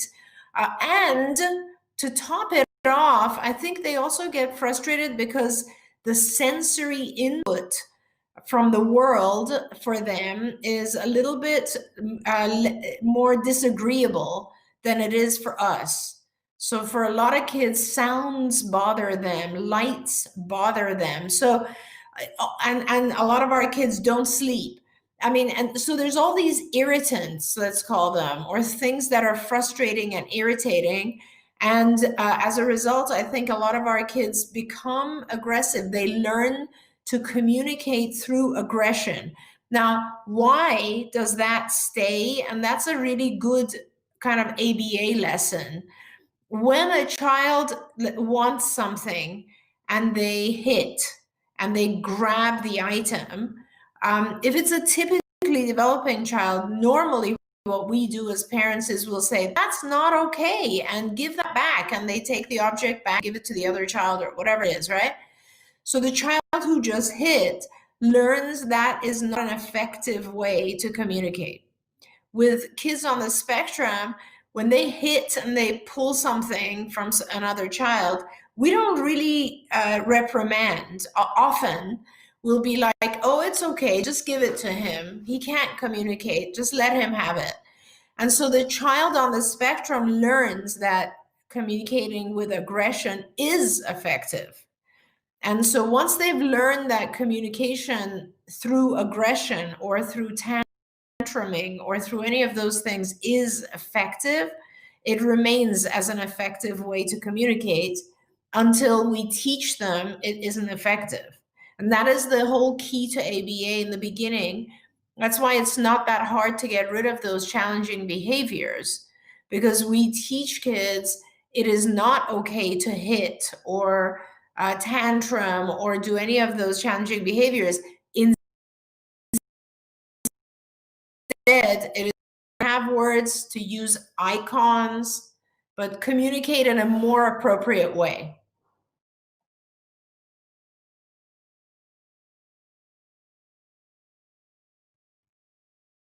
You're muted. I was just saying that I think it's because you explained it to me so well over the years, it now makes total sense to me. And the thing that I always say to people is that if you or I were abducted by aliens and we were taken someplace and we could not understand what they were saying, we didn't understand what they wanted, we didn't understand how to read their facial expressions or how to understand when they were, because they don't have fingers, they're not pointing. How long would it take me to have a total meltdown? And I guess that for me, it would take 14 minutes, that I would be done in 14 minutes, that I would start yelling, screaming, throwing things to see what kind of a reaction I could get. Because within 14 minutes, I would need to use the restroom, have a drink of water. I would be hot or I would be cold or I would be scared or whatever. And if I couldn't, I would try a bunch of different ways to communicate. And if I couldn't, 14 minutes is what I think it would take me, because I'm not a very tolerant person and I have sensory issues. So, that's kind of our kids. If they don't have any other way to read the situation, they're going to act out that way. And it is not just them. I just was listening to you and I had this epiphany, as I always do when you talk, Dr. Grampiche, because this morning the thing that I wanted to ask you this morning is, how on earth do we teach the police to stop handcuffing our children when they're having a meltdown? Like, how do we do that? But you just described for me that there's a rule structure and the police officer says, stop doing this. And if they don't, they have learned what's effective at getting, because you're not listening to me, what's effective is I handcuff you. And they have not realized that this is like crazy to do to children. There's another story in the news today about a girl, like a 7-year-old girl on the spectrum, being handcuffed by a police officer because she's having a meltdown. And I want to be able to, like, what I heard you clearly just say is that as long as it's effective, they're going to keep doing it. I want to stop having that be effective for the police officers, because it's their go-to and they continue to, and it's not just kids on the spectrum. And I don't want to take this to a whole political level, but it is the modality that we have given the police without giving them another way of getting their needs met, which is to get someone to comply. I had that epiphany when you were talking. I just want to remind people, it is not just kids on the spectrum who have this issue where they're acting way too aggressively for a circumstance because they feel like they're not being listened to, and it works for them. So I don't know if you want to say anything to that, but somebody said, I wish I had that knowledge years ago. It would have made the last 3 years completely different, right? When we get it, that our kids are not wrong, weird, or different, it's just that they're frustrated and they don't have a way of communicating. It changes things. Right.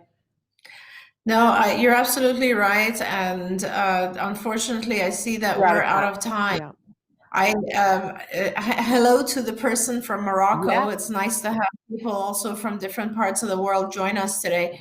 And that's where I'm headed right now. I'm getting on another Zoom call to work with a group of people who are opening autism clinics in Saudi Arabia.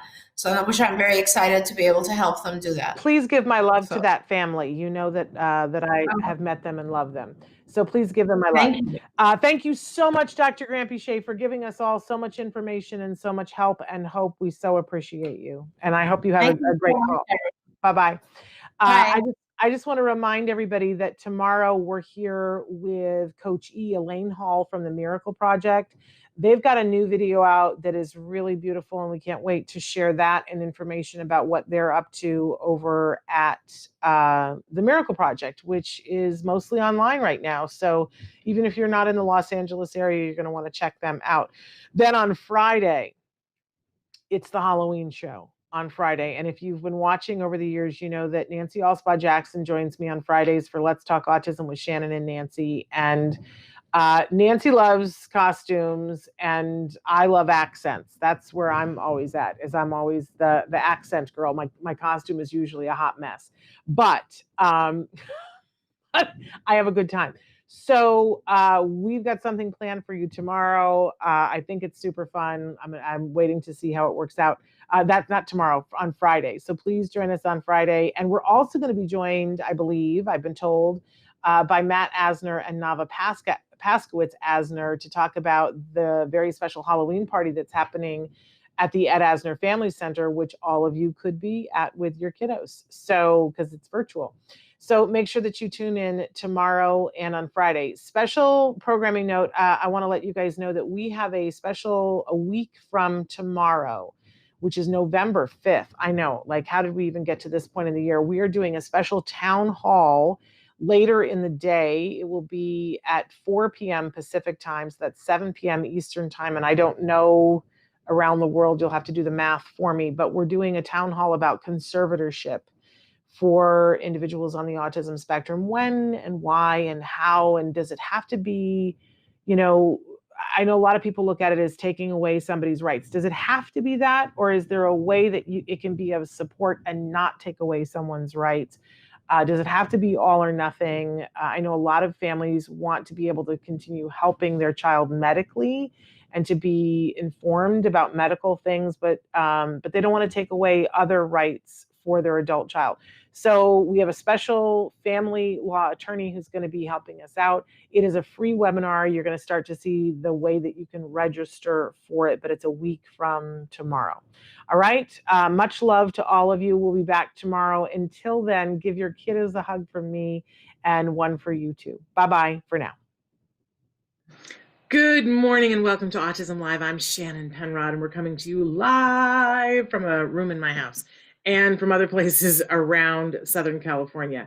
And we have a very special guest today, and I meant to tell our producer that our very special guest might be joined by another person. So if you see another person pop up, we're not sure whether we have somebody else that's joining. I meant to tell you that before. Now is a good time during the live show to tell you that. It's that kind of a week, you guys. There is all kinds. Hello, Julia. So great to see you again. There's all kinds of things going on. We are just 2 days away from Halloween. We are just 5 days away from a big election here in the United States. And I don't know about you, but I'm looking for all kinds of things to do to like distract me and celebrate the season. And I just want you to know that I can't find my camera. There we go. I have this cooking in my oven right now. This is one of my fall favorites. This is redonkulously good, and they don't pay me anything to say that. But they should, because I love them so much, and I tell people about it all the time. I'm so bad with finding my camera. So this is Breads from Anna, and this is the banana bread mix. They also have the most fabulous pumpkin bread mix in the world. But this and that are not only our family favorites, but we get asked to bring these to events, and it's people who don't eat like we do. So I just want to make you aware of, look at this. It says it's gluten-free, dairy-free, corn-free, soy-free, nut-free, yeast-free, and rice-free. And I know what you're thinking, what the heck's in it? And so let me just read you. Okay, the number one ingredient, and you know, I'm always a big fan of saying, let's keep our kids low sugar, but you know, every now and then doesn't hurt too much with most kids. Asterisk, right? So the ingredients are unrefined cane sugar, tapioca starch, arrowroot root, millet flour, potato starch, chia flour, chickpea flour, navy bean flour, pinto bean flour, cream of tartar, baking soda, xanthan gum, and salt. And it is guaranteed to be free from gluten, dairy, corn, soy, peanuts, tree nuts, yeast, and rice. And they package their mixes in our own dedicated facility, free from wheat, gluten, soy, peanuts, tree nuts, fish, and shellfish. And it says, Nutrition Matters, we use a blend of 3 different pre-cooked bean flours and chia flour, which provide a good source of protein, fiber, vitamins, minerals, omega-3s, and antioxidants. We do not use refined sugars. Absolutely love this stuff. It is so good. You know that when you're making gluten-free stuff, sometimes that it tastes like something on the bottom of a shoe. Hello to Patricia. And you know that sometimes it's like, maybe it's okay, but the texture is off. Or there's like, it's like it tastes okay for a second and then the aftertaste comes and you're like, whoa, what was that? This does not have that. I got to tell you, I have made this. I used to make this. This is how long ago, 15 years ago, we would, in the fall, we were doing therapy and the therapist would come and first of all, your whole house will smell fabulous. But even, I shouldn't say this because they're not supposed to eat anything at your house ever. But therapists liked it. Okay, I want to do a shout out to Ava, and I want to say hi to Ava. Ava, I'm so glad you're here, and we just love you so much. So, mwah, to Ava. So glad that Ava is here with us. Okay, and by the way, we said this the other day that if you want to do Romper Room shout outs, I love to do shout outs to your kiddos. So, much love to Ava. And thank you, Julia, for reminding us that Ava is here. So excited that she's here. Hi, Mariana. We're so thrilled that you guys are here. We got a big show this morning, but I had to start talking. And I have met Anna.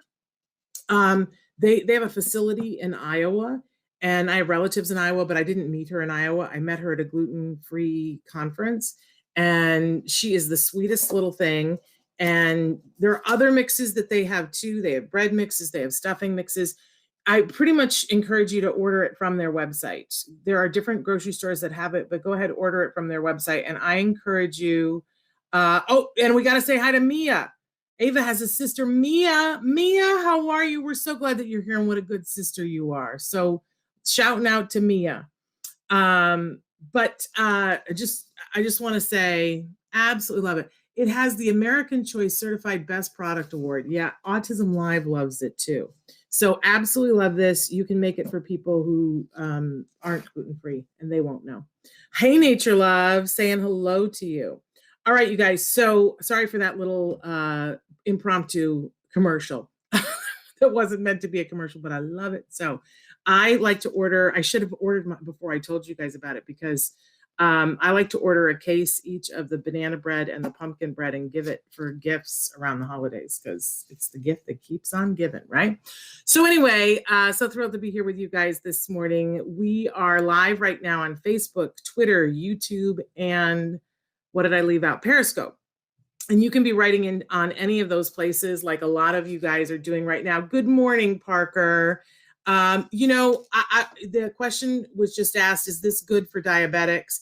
I got to be honest, I am now diabetic, and so I will not be partaking of this today, but I think it depends for you. It's pretty high in protein, but it's 17 carbs per serving. So it depends on how your sugar is. I know that for me right now, this is not my not going to be my go-to, but I would encourage you to check it out and see. So, and can I just tell you the other trick for this that I have learned over the years, that if you're making gluten-free products, that you need to have your wet ingredients all totally mixed before you add them to your dry ingredients. Because if you really like beat gluten-free flours, you will have stringy, horrible, not good texture. So I have a little NutriBullet and I stick the bananas and the eggs and the oil in it. And then I mix that all up totally. So the eggs are really well mixed. And then I fold it in just to make sure that it's all wet. And that is with any gluten-free mix, that's sort of the key. Mix your eggs and your wet stuff separately really well, like beat the hey nani nani out of it separately before you stick it in with the dry ingredients. That's a really a much better way of doing that. But thanks for asking that question, Parker, because there are a lot of folks in this community that are diabetic. And which brings me to my next thing. I want to say that for all of you that are watching, please check us out live, but you can also watch us in podcast. And we are, I just saw today for the first time us on Audible, and I thought that really kind of jazzed me out. So take a look at all the different places. Poor Traven is having trouble squeezing as many of them on as possible. We're on Google Play now. Stop. It's so exciting. So, and we are free on all of those different places that we podcast to. For those of you who are listening right now, because you might have downloaded just the audio portion, we're on iTunes, Google Play, Apple Podcasts, Spotify, iHeartRadio, Ghana, Amazon Music, Google Podcasts, Audible, and Deezer, as well as others. If you're watching live, though, we encourage you to write in on YouTube, Facebook, Twitter, or Periscope. If you're watching recorded, we encourage you to put your chats in the chat on autism-live.com. That is our homepage. We are getting ready in a couple of weeks to unveil the new toy and gift guide, and we hope that you'll check that out. The old one is there now if you're already doing some of your shopping for the holidays. It's not a bad idea to get stuff ordered early, but we have actually a few years of the toy guides that are up on our website. The most recent one is at the top under the toy guide icon, and the two before that are under the blog. So take a second to check those out. Hey, this show is for the whole autism community that starts with people who are on the autism spectrum, that have the diagnosis themselves. We love and respect and want to help those individuals.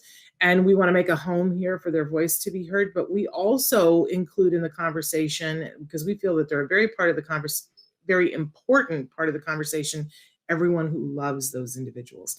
That's what we're here trying to provide, information and inspiration to that whole community. So I hope that if you're here, that you will reach out to us and let us know what we can do to help support you. This is not a one-size-fits-all community. My role here is our happy tour guide on this madcap ride. And my sort of deal why I'm here is because I'm a very proud mom. My son was diagnosed at 2.5. He's now 17, almost 17 and a half. And we love him up, down, sideways, all the way around, and are very proud of him and have been thrilled with the amount of progress that he has made for himself with great resources. I want to help you to get to that point for yourselves as well. Good morning to Nasser. Good morning to Nature Love. We're going to get to some questions here in a minute, but we have a great guest who's going to be joining us. Let's hit it first with our jargon of the day. This is when we take on one word, one phrase, one acronym. We try to figure out what in the hey nanny nanny are those experts talking about? What does this have to do with us? Why should we even care? So today's term, it's an oldie but a goodie. It's antecedent. It's one of the very first jargon terms in autism that I learned, and that I was like, well, why don't they just say what it means, right? But once I learned this term, I've never forgotten it. And I swear to you that I use this every single day. And you do already, but you just didn't know that it was called this fancy word. And I would reject the word, except that it works well with something that we'll need to remember. I know I'm speaking convolutedly, but antecedent starts with an A, and we always talk about the ABCs of behavior. And so it works well for that. So let's take a look. What does it actually mean? First, we give you the actual definition, and we try to make fun of it whenever possible. Antecedent, anything that occurs or is present immediately before the behavior of interest. Now, there's not a lot to make fun of here, but sometimes even this, if you're overwhelmed and underslept, you're like, behavior of interest, what are we talking about, right? So let's move on to our working definition, because this is where we start.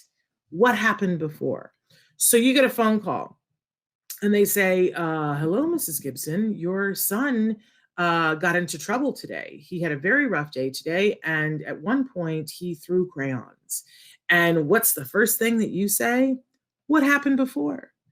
And if you can train your brain whenever something happens or goes awry or just isn't the way that you're hoping it will be today or another day, if you ask yourself, okay, what happened right before? because there are clues there. It's not necessarily the whole thing, because we really need the ABCs. So the A is the antecedent, what happened before, the B is the behavior, the C is the consequence. But a lot of times you can head things off at the pass if you understand the antecedent. So, and this, by the way, this goes for kiddos on the spectrum. This goes for adults on the spectrum. This goes for kiddos that aren't on the spectrum. This goes for adults that aren't on the spectrum, and everything in between. So let's say your mother-in-law can be very nice and you just love her to death, except sometimes she turns into the wicked witch of the West. And you're like, what happened? Well, it's a good idea to start thinking of it. We were sitting there at lunch and everything was going well, and then she started in on me. And if you ask yourself the question, what happened before? And you really got to look at this as if, it's that thing in a dream, where in a dream sequence in a movie where all of a sudden the camera pulls back and you can see the whole picture. That's really how you want to look at what happened before. What happened before? Did you just serve, pink lemonade? Did you just say something about your sister-in-law? Did you just clear your throat? Like, what are all the things that happened before? Because they're clues to what set your mother-in-law off. It could be, just like our kiddos, that your mother-in-law has an allergy to a food coloring that was in the pink lemonade. Could be. It could be that she's very sensitive about the sister-in-law because she thinks that you don't like her daughter. Could be, right? It could be any one of 1,000 things. But when you start to see, okay, for instance, my mother, God rest her soul, she's not with us anymore, but my mother was hypoglycemic. And it took me maybe 32 years to notice that if my mother said, I'm hungry, if you didn't put something in her hands or in her mouth to eat within 8 minutes, she was going to get hangry, and she would get nasty, right? And what we learned was, if she says she's hungry, I always packed snacks, especially when she was older.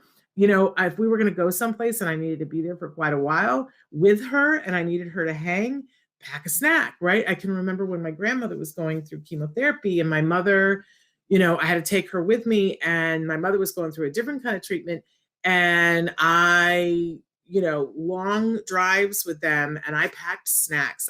I had 2 toddlers with me, right? Kept them happy. If you can head off a behavior before it happens, your life is so much better. The 2 minutes that it took me to pack some cookies and some graham crackers and stuff to have in the car made my car ride and my entire day so much better, because we didn't get to the point where she was telling me that I was driving in a way that she doesn't want. Now, that's just, 2 lovely elderly women, but it's the same way for all of us, right? I want you to now start thinking about, when you get upset, what was the antecedent? What happened that set you off? And can you do something to head that off at the pass for yourself? Like, if you have had enough to drink, are you less likely to pop off, right? If you've had enough sleep, and even understanding that, if you go, okay, well, I know that my temper is thinner when I sleep. And so when somebody says this to me, I'm more likely to go off. What can I do to mitigate that?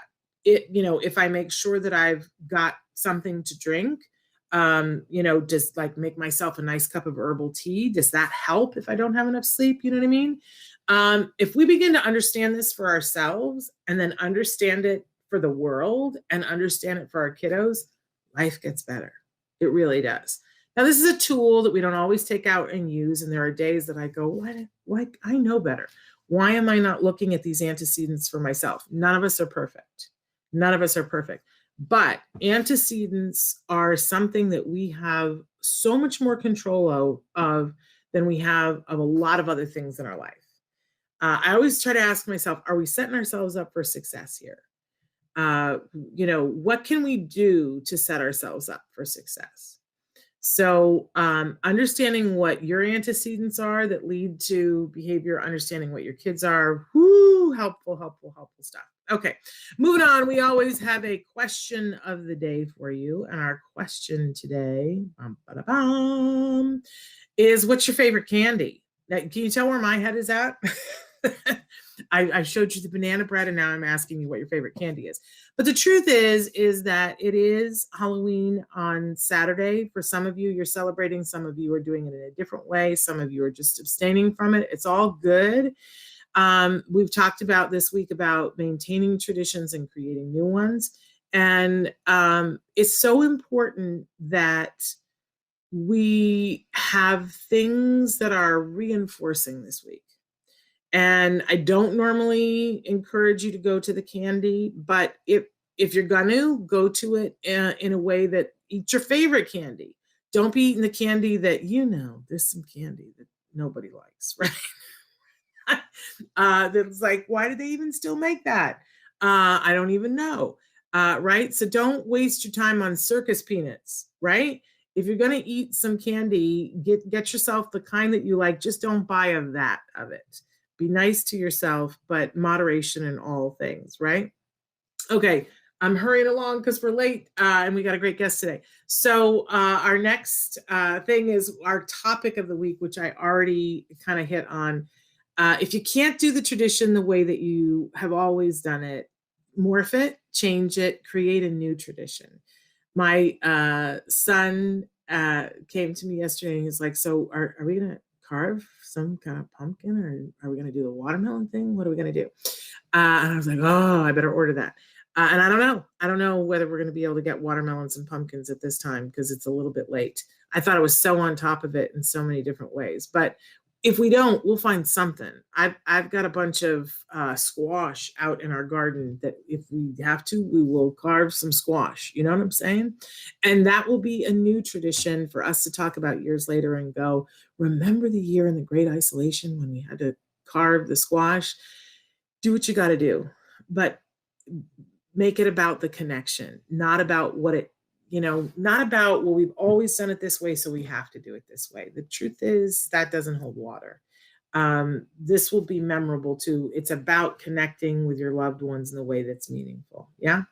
Okay. I've hurried through that, but I wanted to get to our guest, who is amazing. She's been on the show many times before. Elaine Hall is the founder and executive artistic director of the Miracle Project. And we're so thrilled that she is here with us today. And Traven, she may have a guest that joins us as well.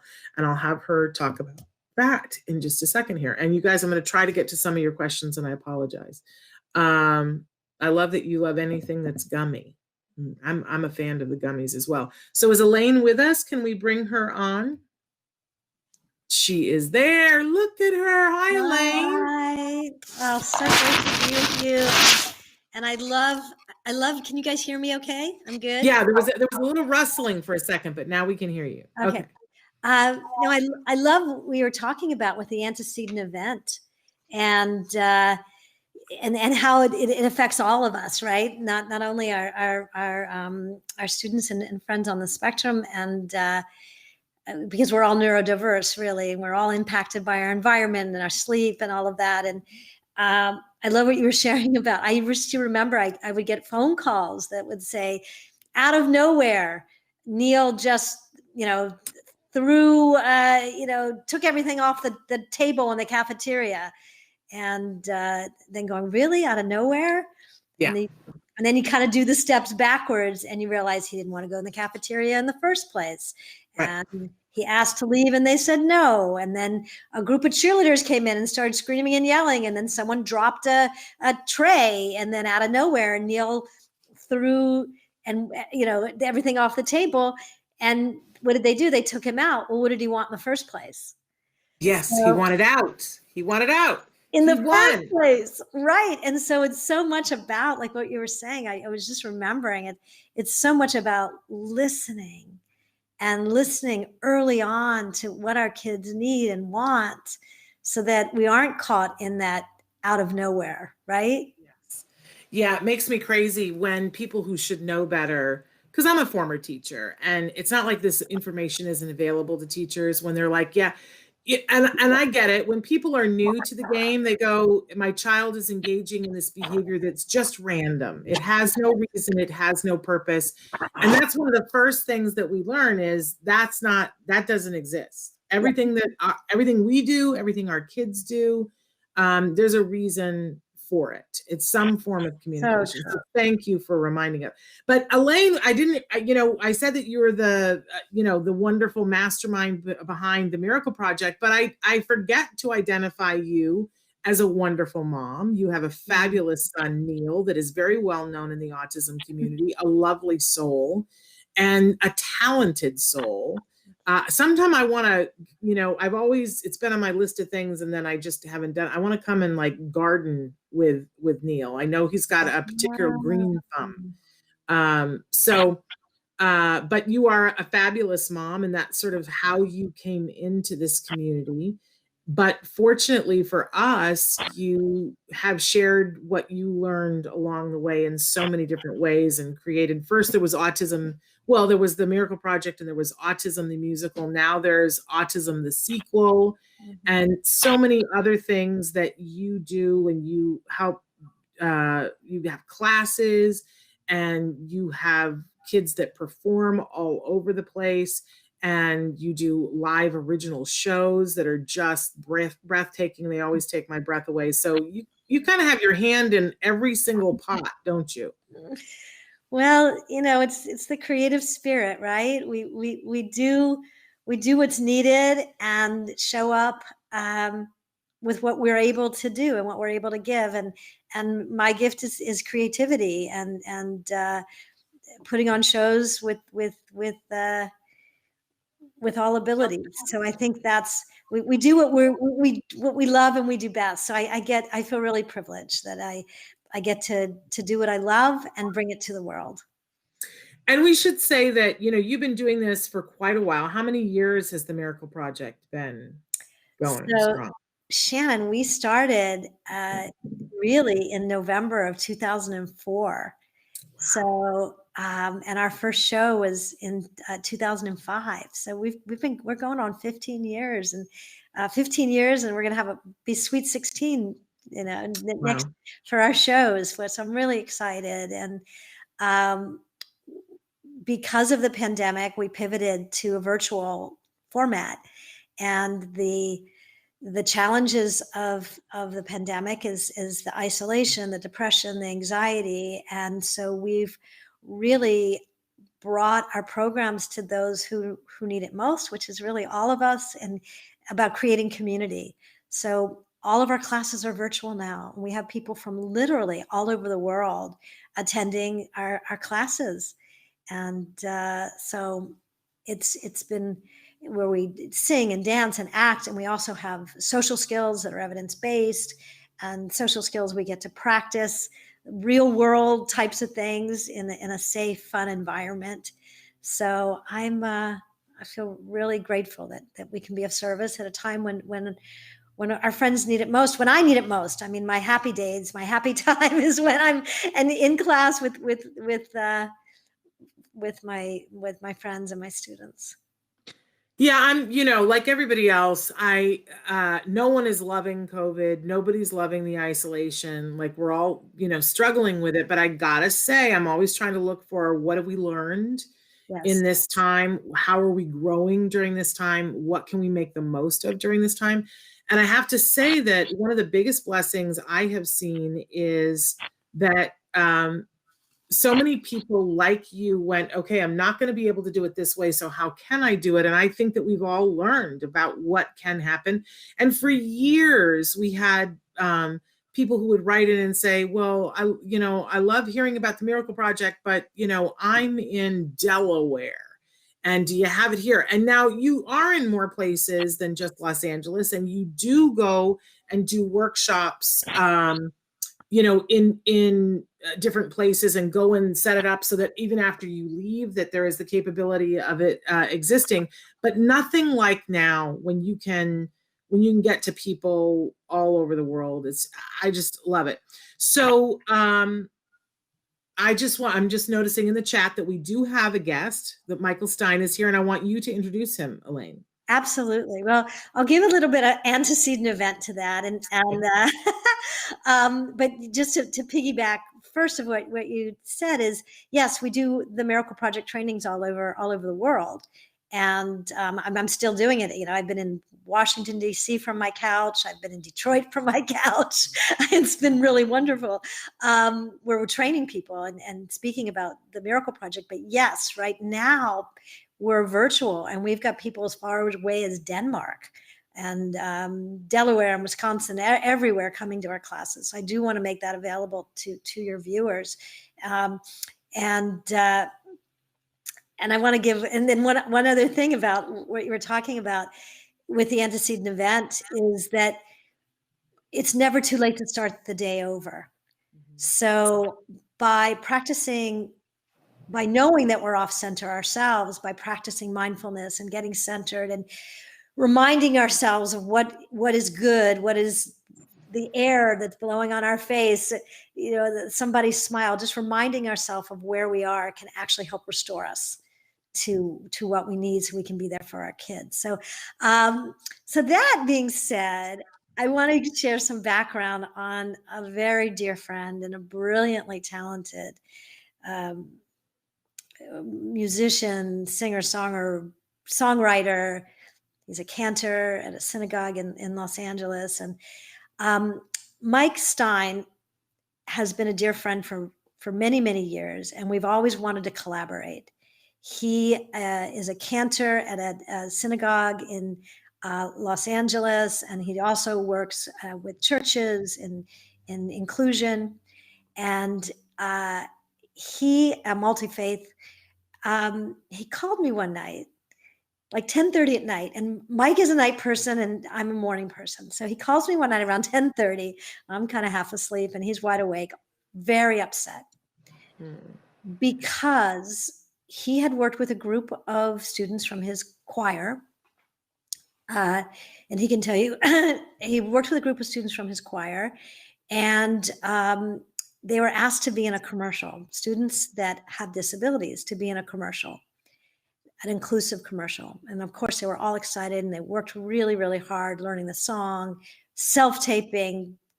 And he found out that they were edited. They were on the floor and not put into the final product. And he was all upset and said, can we do something together? We're like, of course, because the whole thing about the Miracle Project is that it is a program that is fully inclusive. We're not a program for people with autism.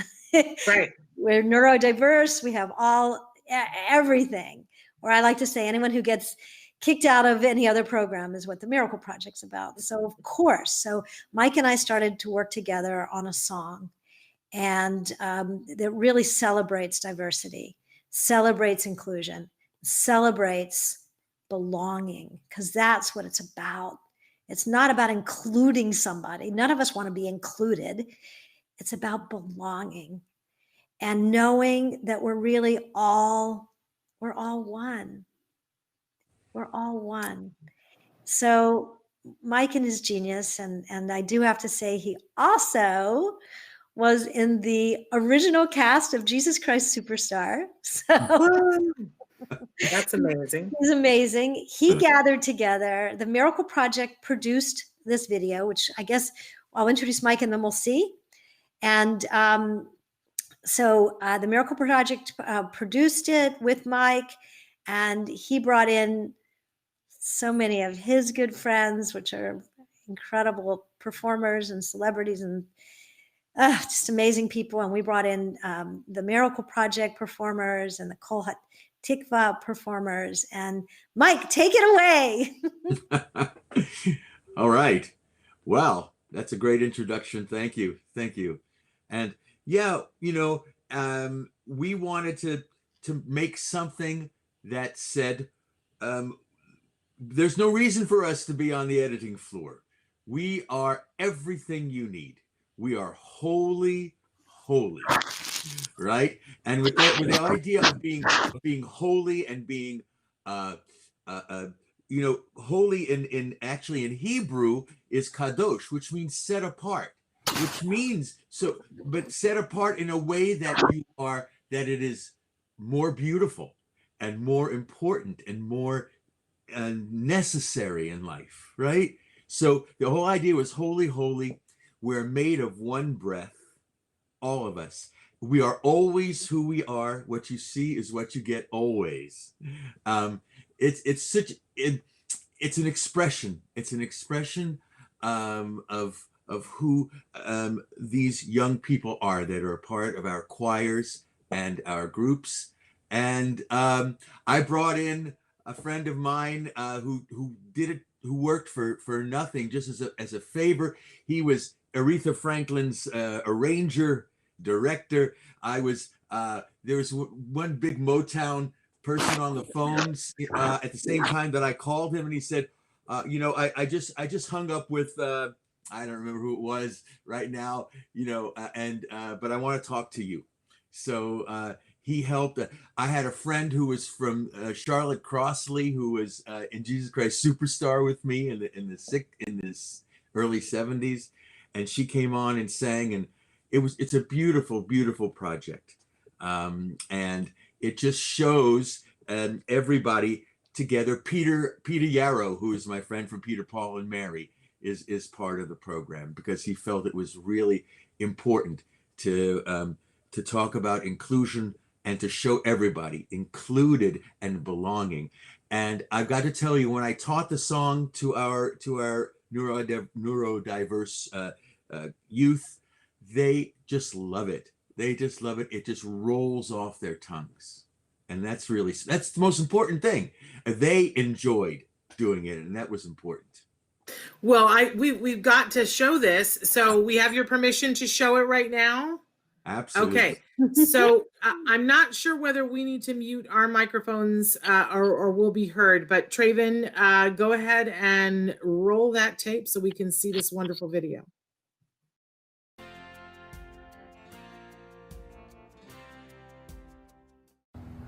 Blood is the most important thing that God created, and we see that in His breath. God's breath is what lives in us all.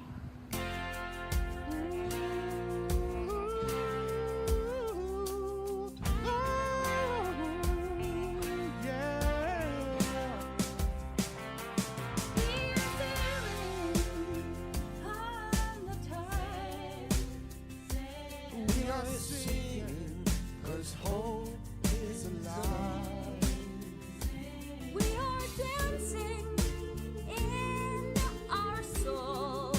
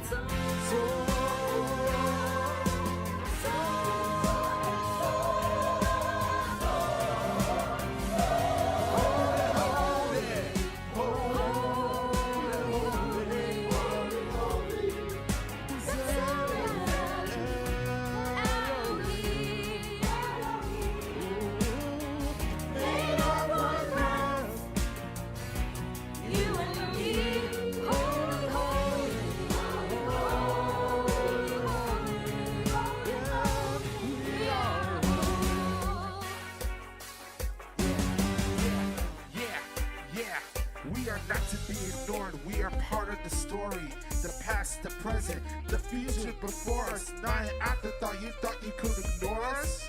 We are whole. We are holy. Holy, holy.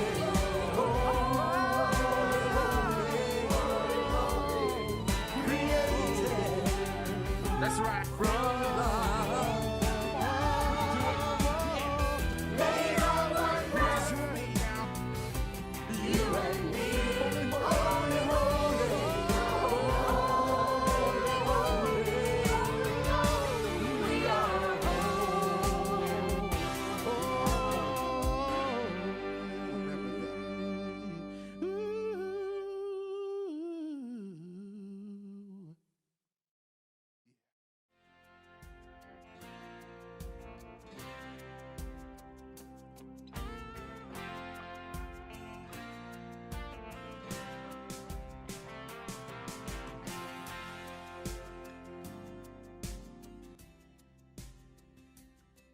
So wonderful, you guys. Thank It's you. beautiful.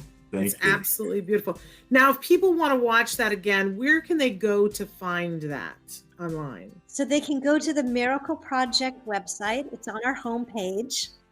And please watch it, share it. It's our statement of love that the world needs now more than ever. We've received comments from people saying that they with all the everything that's happening right now in the world, that they needed to see this. So we've gotten from therapists, doctors, attorneys, performers, everyone has said, just shared how this has touched them. So please come to our website, please share it and comment on it. It's a YouTube video that's available for free for everyone. And we've had it shown in synagogues, it'll be shown in churches. And I want to say, in honor of Disability Awareness and Employment Month, that all of the performers are getting paid for their performance,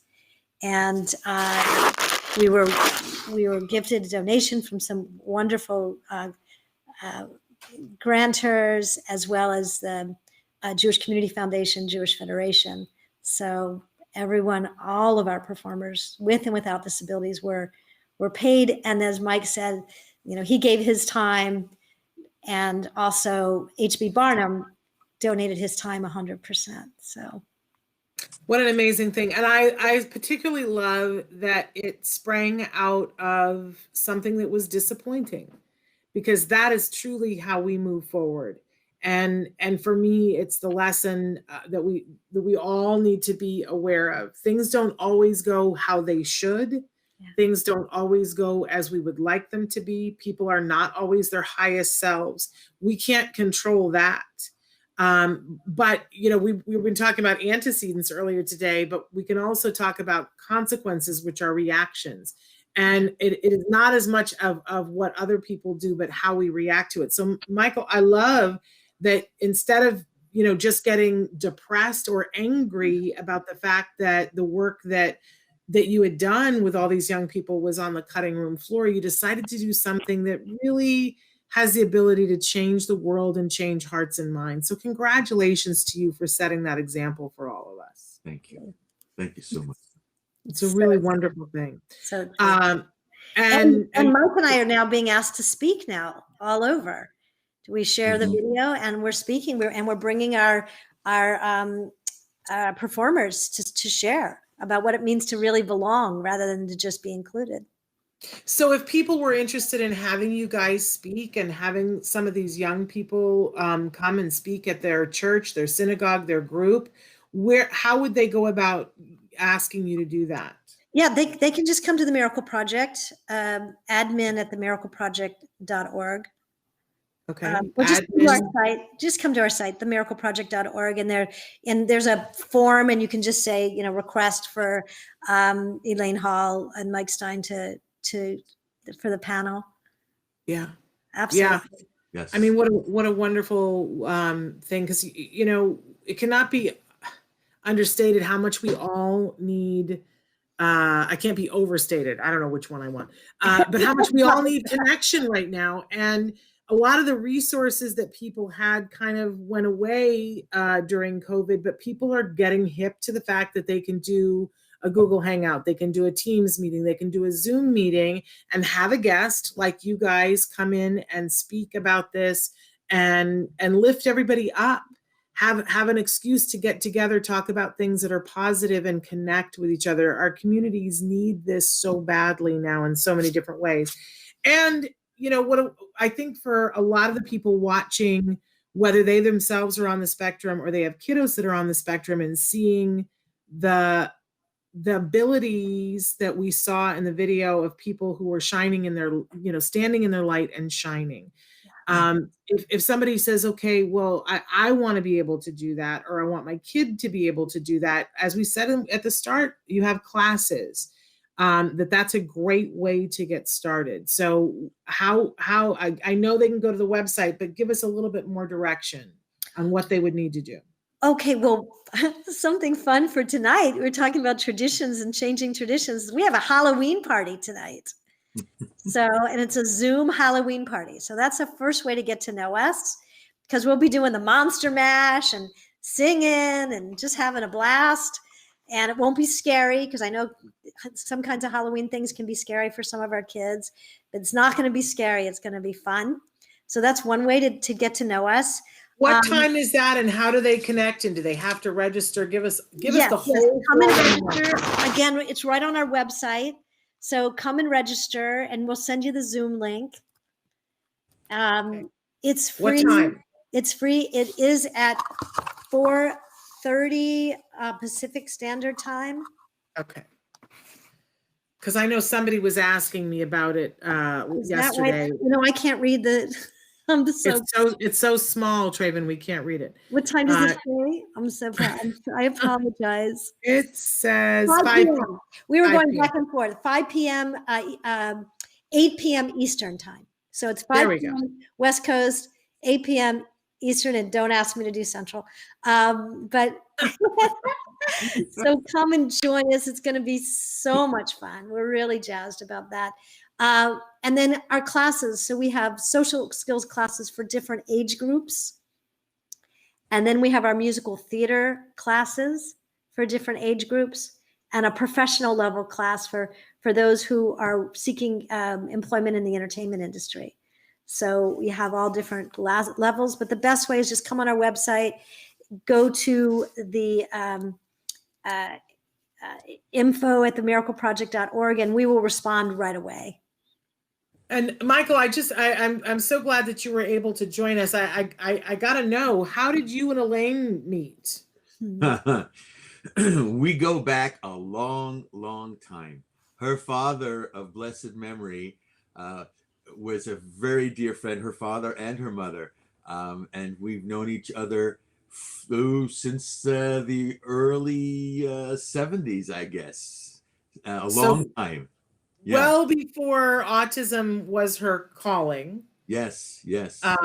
But how wonderful that you guys can connect on so many different levels, including that. Because you know what I always say, old friends are the best friends, but old friends that have that you knew before you became part of the autism community, who stayed with you and got involved with you, are the best.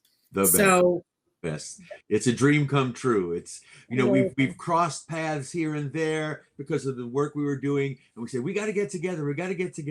And then, as Elaine said, I called her one night and I said, I don't know how to deal with this except to do something, you know, and we did, and I'm so proud of it. I do a lot of work, and I say, I'm done with it. I watch this over and over again. Every time I see it, I see something new and exciting, because to see, you know, this, you know, like Peter Yarrow and all of my friends coming together and wanting to be in this same video, standing right next to, they're not standing, but they're, you know, placed right next to each other. It's just, so can we expect more along this line? Is this just the first of many that you guys are going to collaborate? Yes, we're going to be applying for grants, and this is the first of many. I mean, Mike is a prolific writer, and I'm a storyteller. So together we really come up with, we have so many ideas, and it's Mhm. all about belonging. It's all about belonging. And Fantastic, you guys. wait till you hear Mike sing. Well, you heard him on the video, but wait till you hear him. Yes. So he'll be singing, and yeah. Well, I look forward to a concert in the future, whether it's something that's online, or of course we all long for the day when we can be in a room together. And hopefully sooner as opposed to later. But I just want to thank you guys so much for doing this at a time when we all need it, and for creating work for individuals on and off the spectrum. What a wonderful, wonderful thing. We hope that you guys continue to do. And Michael, thank you so much for taking the time to be with us this morning. We weren't sure if we were going to have you, but this is just a wonderful treat. Thank you. Thank you for having me on. It was really wonderful. Thanks. Fabulous. And if you guys don't mind, we have a bunch of questions. If you guys want to stay, they're questions about autism, not as much about your project. I don't know if you want to stay for that, or I'm going to field them. Would you like to stay or go? I'm good till 11. So if I can help answer anything, I'm happy to. I always love hanging with you, Shannon. So Michael, would you like? I have an appointment at 11, so I've got to go. Well, thank you for being with us. We really appreciate you. What a wonderful human being you are, and so glad you're a part of our community. Thanks. Me too. Thank you. Right. Bye-bye. Bye. Yes, big hearts.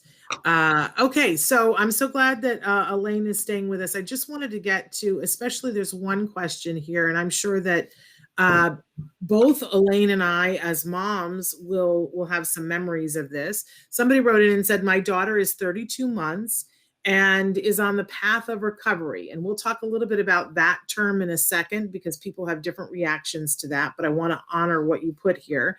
And mom says she has joint attention, imitation, social play, gestures, toy play, attention span, but I still feel that there's a gap socially as she's not initiating. And she wants to know, I'm assuming, I don't know that that's mom or dad. They want to know, will initiating interaction come through time, or does that take stages? And I want to address the question first, and then we'll go back and talk about the term recovery, because I know that that's very reactive for a lot of people. I'm saying good morning to Helen too. Hi, Helen. So, I'll tell you what's hard for me. I'm not good at math. So when somebody says 32 months, I have to like take off my shoes and count. Like I have to figure out like how old is a 32-month-old? But is that a 3-year-old? Am I wrong? Almost 3. Okay. I'm really not a math person. But I just want to say, and I can't wait to hear what Elaine says, that one of the things that's hard in the autism community, because our children will develop at a different pace, maybe than the chart that we were given, or the chart that's in our head of kids that we've known before. It's still, we need to be careful that we don't have an expectation that they be able to do something that isn't even on the chart that I don't like, right? But at that age, social skills are, for anybody, are not where we hope that they will end up, because it's where the very beginnings of social skills starts to emerge. So in that long list of abilities that your child has, I just think you're doing really well. If a child has joint attention, the social stuff, there are stages, but it does take time, and it takes a while for other things to be in place, and there are precursors. So I just want to tell you, you're doing a great job, and to be patient. I love to recommend the skills curriculum, skillsforautism.com, that if you want to see like sort of what the stepping stones are, but it's going to tell you at that age that they shouldn't be able to do a lot of things socially. And the fact that they're not initiating socially is, I know, of concern to you, but it'll come in time. That's what I want to say about that. But Elaine, you work on things in a very unique way, with students meeting them in play and doing a play. You've seen a lot of this, and as a mom, I'm sure that you have seen this. What words of wisdom do you have for this parent? Well, I think I want to echo what you said, Shannon. I want to applaud remind me her name again is Well, the person, their name is Nature Love. okay. Well, I want to applaud you for the wonderful way that you're seeing your child and what you're valuing, and the fact that your child has come so far at such a young age. So first, I want to applaud you. Then also we always want to, what I was taught early on is never to compare my son with another child, but to only compare him to him. Where is he today that he wasn't yesterday? And in that respect, with initiation, we always want to look at where are they initiating? So rather than what are they not, where do you see your child initiating? Maybe with the simple wants and needs right now. And that's great. And one way to encourage that is to have neurotypical playmates around. I was encouraged early on to have neurotypical playmates to help model. And that is what we do at the Miracle Project, but also what I did as a mom. And then something for everyone, Shannon, I know, we've talked about this quite a while. Some of in the older literature, they would say there's a window of opportunity. And if you don't acquire these skills at certain age, you're never going to get them. Well, I want to share with you what I learned from one of my mentors, Dr. Stanley Greenspan, and I interpreted it this way. He told me that a 70-year-old can learn to play guitar. So the brain is always developing. So I gave my own window of opportunity, which is there are a skyscraper of windows. So we have students who don't acquire certain social skills. They come to us, they're 15 years old, and they're able to acquire incredible social skills, commenting on another person, giving compliments, sharing their thoughts and ideas. I also now work with a 62-year-old, a 60-terrific-year-old who had recently been diagnosed. Wow. And has developed all kinds of skills that never thought was possible. So I just want to encourage you and all the parents to keep on the path, stay open, stay resilient, stay loving, and watch for what they are doing rather than what's not happening. I love that. And then I just want to take a second to deal with the word recovery, because it's always a trigger here. I've had many friends, self-advocates, individuals who are on the autism spectrum who've asked me very politely to stop using the term, and I have tried to stop using the term as much as possible. My agreement with them is I will stop using the term, but that I won't stop talking about the concept of it. Mm-hmm. That there is a concept of, there's the diagnosis of an autism spectrum disorder. And that's a very specific thing. And in order to get that diagnosis, you have to meet certain criteria. You have to have, these three things, and you have to have them present in your life to an extent that they prevent you from doing the things that you would want to do, that you personally would want to do, right? And that you would need support in order to live your life to the extent that you choose to live it. So that you qualify for a diagnosis of a disorder when you have that.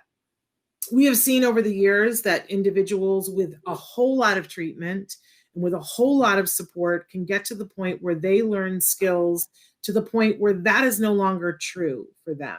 That they go to an independent person, and where before it's documented that they did qualify for a diagnosis, now they no longer qualify for a diagnosis of autism spectrum disorder. And I keep hitting the word disorder, not because I like it, because I don't like it, but I want to acknowledge that there is a difference between that. I have met many individuals, and I'm sure that Elaine has too, that have, at some point were diagnosed with autism, but we cannot say that they are disabled and they don't have a disorder. And they are living big, huge lives. And some of those people need support and some of them don't. And so at the Center for Autism and Related Disorders, they consider a person to be recovered. And again, I'm going to use those I want a better word, and I hear that we need a better word, but I don't have another word right now. But when someone no longer qualifies with a professional who can diagnose, no longer qualifies for the disorder, when they are able to go to their workplace or school and get at least a C average with no support, and when they need no other supports in their life, then the Center for Autism and Related Disorders considers those people to be in the recovery category. Doctors now, I don't know if you know this, Elaine, they classify that as autism in remission, because we do not have yet words for this. But I want people to know that it is not, it is, I've seen it personally. It happens, it can happen. It does not happen for everyone, but I have seen individuals gain skills to the point where they cannot qualify for the diagnosis, and they don't need supports in their life. Their brain still works in this wonderful, beautiful, unique way, and processes information in a different way. Nobody gets changed them. I want to make sure that we say that, but no one would call them disabled, including themselves. And they don't need more support. So, but I know that for a lot of you, it's a word you don't like, but I do believe in the concept. But Elaine, I don't know if this is something, and I'm putting you on the spot here. Do you want to say anything, or do you want to plead the fifth? No, I mean, I think you summed it up beautifully. I always love leaning into neurodiversity. And like one of my best friends is Dr. Stephen Shore. Have you had him on the show? We have interviewed him in many different places, and I keep talking about having him on the show. We need to have him. But we've interviewed him. He's been on the show, just not in this format. Got it. You've done so much. Anyway, I can help make that happen too if you want. But anyway, he's one of my closest friends. He is a professor at Adelphi University. He is, as he says, the one of the only professors who teaches about autism, who shares that he has autism, though many people in universities have autism. And he travels all around the world and speaks about autism, and now, from his couch. So one would look at him and say, oh, you are recovered, right? But the reality is, because of the way his brain works and the way he processes and the way he cares for himself and the way he's learned to respect his unique profile, he, in his own being, qualifies boldly as being on the autism spectrum. So I think it's individual. I always have trouble with, and I hope this isn't controversial, but I have trouble with being defined externally. And I mean, I'm neurodiverse. I have high sensory sensitivities. We've talked about this, Shannon, in different ways before. But I think each person has the right and the obligation to define themselves in whatever way that they believe. And if allowing others to know, listen, I have a sensory processing challenge and I need learning how to advocate for yourself, no matter what your ability is, helps you. And I think that's one of the keys that those who test off the spectrum now have learned. Yeah. And it really goes back to the first question too, really, is that what is the child, what is the adult able to now do where they can advocate for themselves, provide the necessary supports so that they can function. They have the ability that is not a disability. And then it goes back to the other thing, and I've written about this quite a bit, is that we all have strengths and challenges. Absolutely. Which leads me to, I don't know if I've told you this, do you know who's on a week from today is Barry Present? One of my closest friends. Wonderful. And so he will speak very efficiently and effectively to this. He is the author of the book Uniquely Human. So yes, and so we've gone over, but I think it was for a good cause. But so thrilled to have you here today, and thank you for having Michael join us and give him our love. But thank you so much. And just reminding everybody, this afternoon, Halloween party, make sure that you go to themiracleproject.org and register if you or your child would like to go to, or your teen or young adult would like to go to that Halloween party. It sounds like it's a gas. Fun. Wear your costume. There you go. Halloween it up. Whatever. That's right. Okay, we are back tomorrow. Tomorrow is our Halloween show. And if you've watched over the years, you know that Nancy and I like to do up Halloween. Nancy Allspaw Jackson will be here. And somebody is saying, thank you, Elaine and Michael. I can't wait to share your song, Teach the Talent event at the Adath Israel Congregation in Toronto, Canada. How wonderful. That will be wonderful. But don't forget, tomorrow, be here to see who Nancy and I dress up as Halloween. I hope we can pull it off. It's good. I can't tell you. I got to see that. And we're right now yes, I got to go too, but we're back tomorrow. Until then, give your kiddos a hug from me and one for you too. And tune in tomorrow. You won't want to miss it. All right. Bye-bye for now.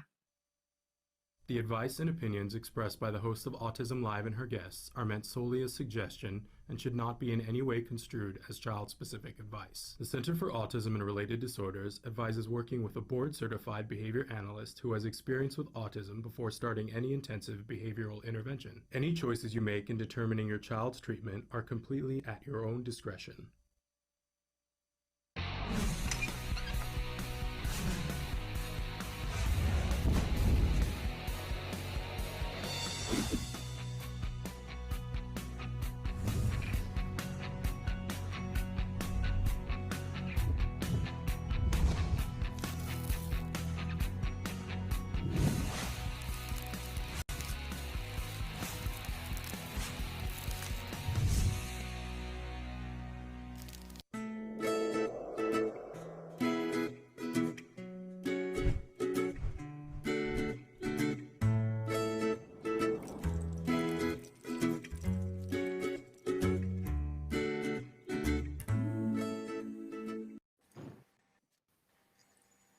Good morning.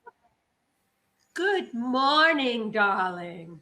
Moira, it is so good to see you, my love. Oh, Johnny, you are my strange Beau. You're looking so Beau Brummelish this morning. Well, no one does it better than you, Moira. And we have this wonderful individual who I don't know who it is, who's joining us this morning as we take for Autism Live. Please introduce yourself, young man. Hello, I am Traven Hardy, the producer of Autism Live. And right now I am Kakashi Sensei from the anime Naruto. Oh, all look at you, Trayvon, joining in the fall festivities. I have a feeling David would understand what he just said. I don't really know, but that's all right. I think David or Alexis might be able to translate for us, darling. It's probably. So this is Autism Live, and Moira and I have decided to be here this morning. I'm not sure why, but it is a happy Halloween to everyone. Happy Halloween Eve to everyone. Hallowed Halloween Eve. It's my understanding. Somebody has to explain these things to me, but we have people saying hello. We're saying hello to R, Ria, and Nazra this morning. Happy Halloween to all of you. Oh, hello, fans. We just adore you. So I'm going to let that all slip for a second and say good morning and happy Halloween, darling. And then we'll fade in and out of Johnny and Moira. So I am Shannon Penrod, and my lovely co-host here. And I'm Nancy Allspaw Jackson as Moira. And we from Schitt's Creek. Yes, Schitt's Creek. The multi Emmy award-winning show. And of course, I said to Traven, this is an opportunity. I don't know about all of you, but when I'm watching a show and they refer to somebody always off camera, I'm like, I want to see who that person is. And what a wonderful time for him to do. You can see how busy he is backstage. He's working up a storm there.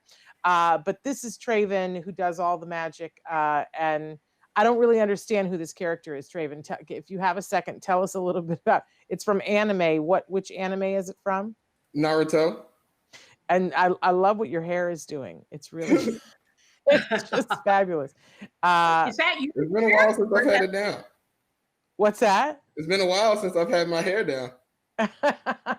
That's your actual hair. We haven't seen Traven in how many months? 8 months. So your hair is your hair longer? Yes, very much so, actually. But we're used to seeing it in a different configuration that it currently is. And they're saying hello to you, Traven, which is the yes, Traven. You're getting all kinds of fan mail too. Yes. So absolutely love it. So that's the actual character from the game. I love this headpiece that you have. Can you flip your hair up just a little bit so we can see how amazing it is? Now, is that something you purchased or did you make that? Oh no, my girlfriend actually bought it for me because I'm a fan of the show. She got me the headband. That is so awesome. I turned it into a whole costume. I love it. I absolutely love it. That is wonderful. So we've got a whole show for you here this morning. But Traven, you have to tell me when we're ready to roll tape on. We sort of wanted to do a retrospective of the many years that we've been celebrating Halloween here because Nancy's very good at this. You can tell my costumes. In fact, my eyebrows are going already. My costumes are never as good. Disagree, darling. No. But Traven, are we ready to show them Halloween's past? Yeah, let's do it. Let's take a look. And you guys can tell us which one you think was your favorite.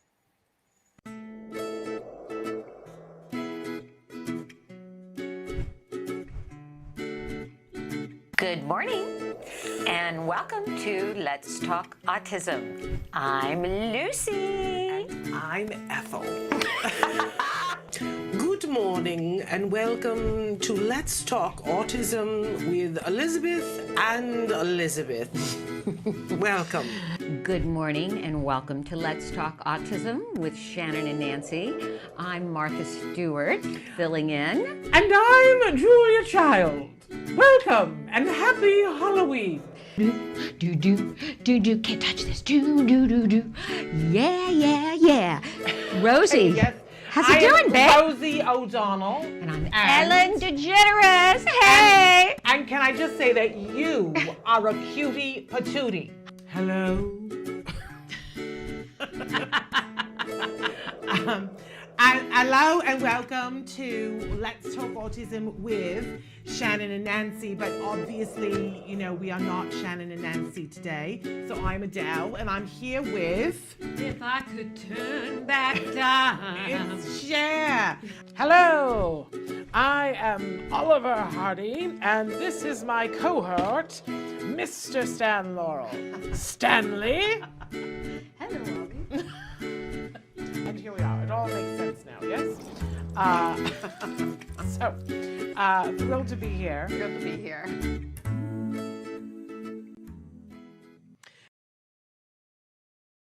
It stuck a little for me, so I didn't get to. A little. So I didn't get to see all of the characters, but missed our Martha. I think we just missed our Martha and Julia Childs, Martha Stewart and Julia Childs. Well, we have a good time dressing up, and as I said,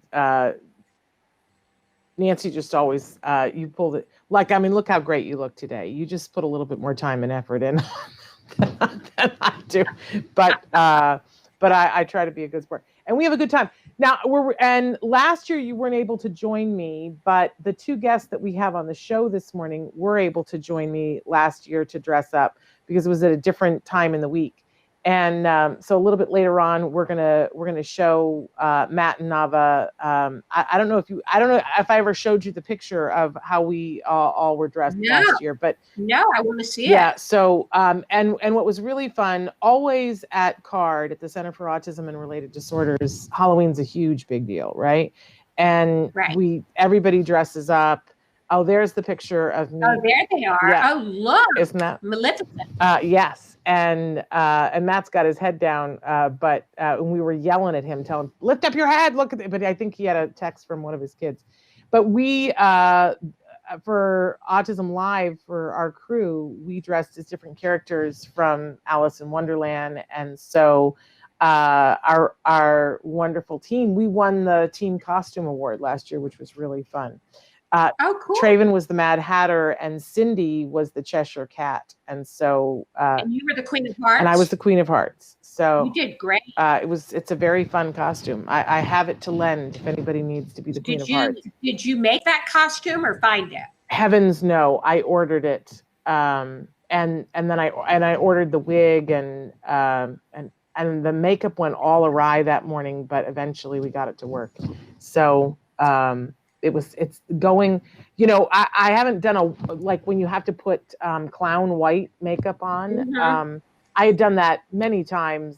I used to be a clown and get paid to do some clowning stuff, and it was no big deal. Clown white is not a big deal to me, but I hadn't done it since I turned 50. And clown white goes on your face in a different way when you have wrinkles. It doesn't look as good. And I did not. It goes on differently when you have wrinkles. And I didn't know. And so I was like, oh, this is bad. Well, I want you to know that I went all out. I don't know. Yeah, show us. I've got leather pants.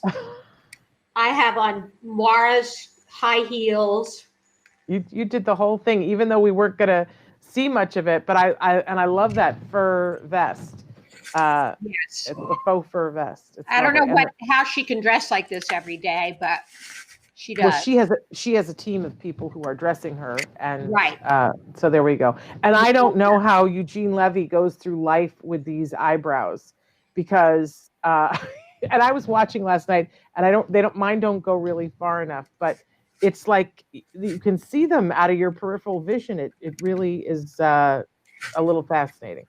So I don't know what that is, and you guys can't tell, it didn't show up, but I stippled because both he and his son are very I was going to say hirsute. Darling. Hirsute.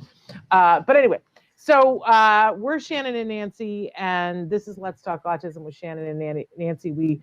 Or Nanny, we like you, Nanny, too. But we love to celebrate Halloween with you guys, but we still do a show, and we have two guests that are going to be joining us in just a few minutes. But before that, we wanted to hit in the news this week. And so and darling, the stories are quite complex for Mara's brain. Yeah. I may need you to help translate some of this. Mara, it's not a problem. I have this under control. It's not a problem. You are more adept than I in some of these research matters. I've got this figured out. And we're not going to delve too far into the research, but there's a really interesting, I'm really loving Spectrum News. It's something that you guys can subscribe to. It's online. You can go to spectrumnews.org. We've always loved them, but they go through periods of time where I just feel like they're hitting it out of the park. And this week, we've got two of our three stories are from Spectrum News. So we just want to give a nod to them. And this first one is about a subject that we talk about here all the time.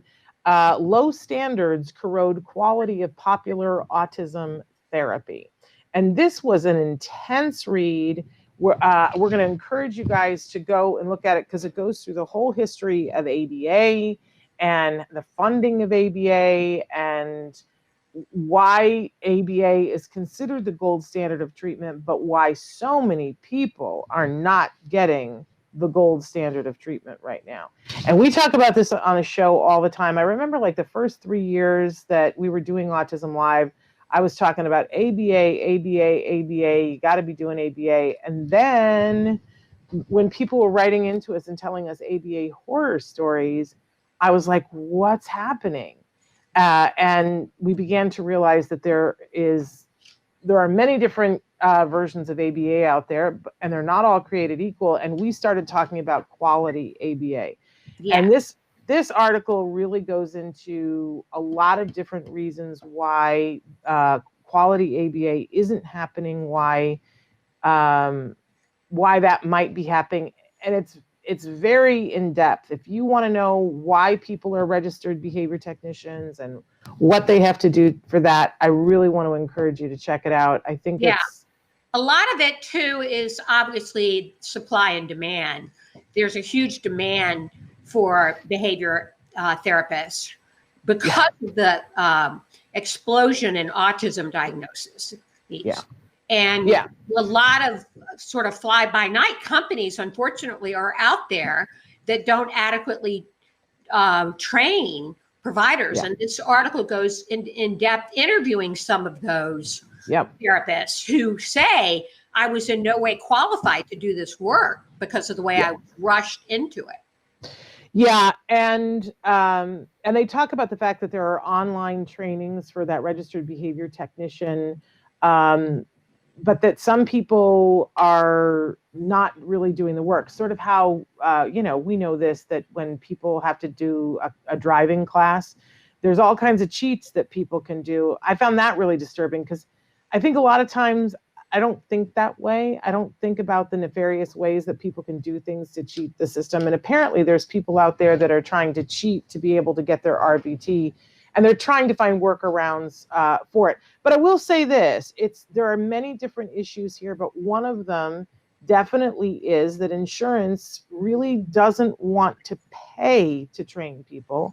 I know that CARD, which is, the Center for Autism and Related Disorders, it is the largest provider of ABA in the world. And I know that they have a standard that they try to set, but it is really difficult because it takes so many hours to train somebody, and nobody wants to pay for that.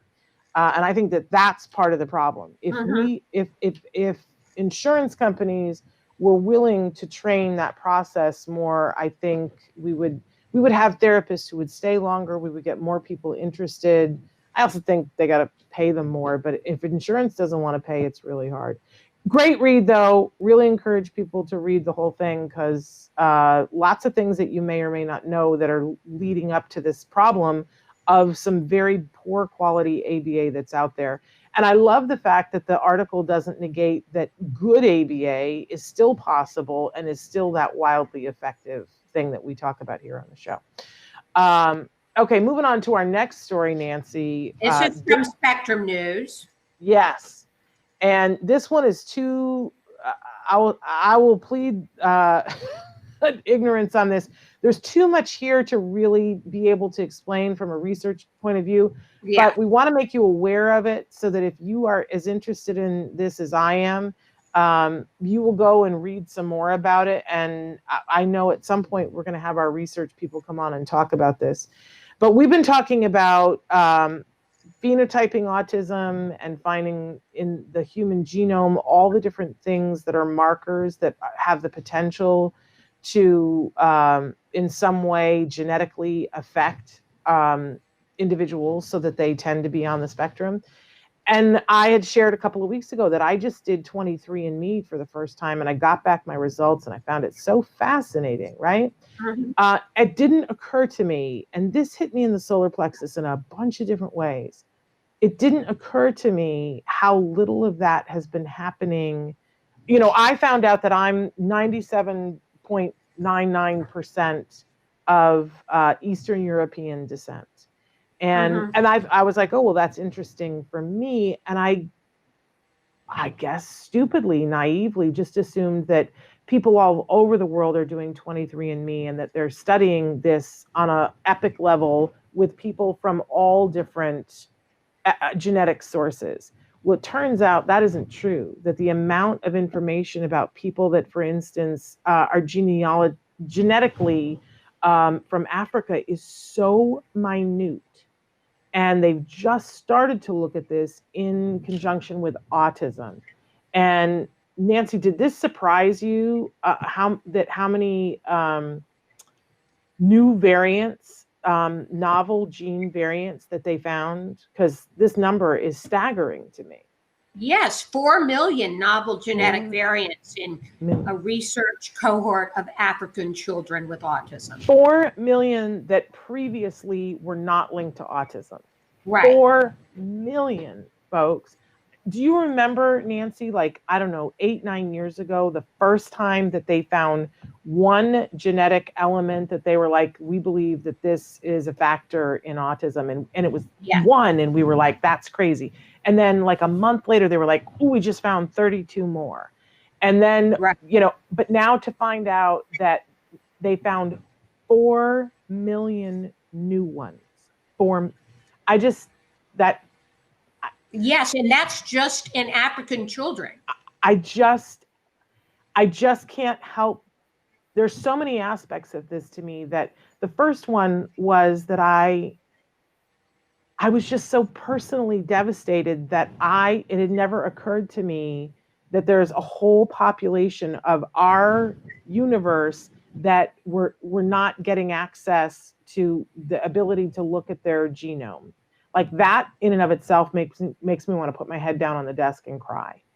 And that we as a group of, like, I missed it. I didn't realize, I wasn't thinking about the fact that there are a whole group of people that really haven't had access to that.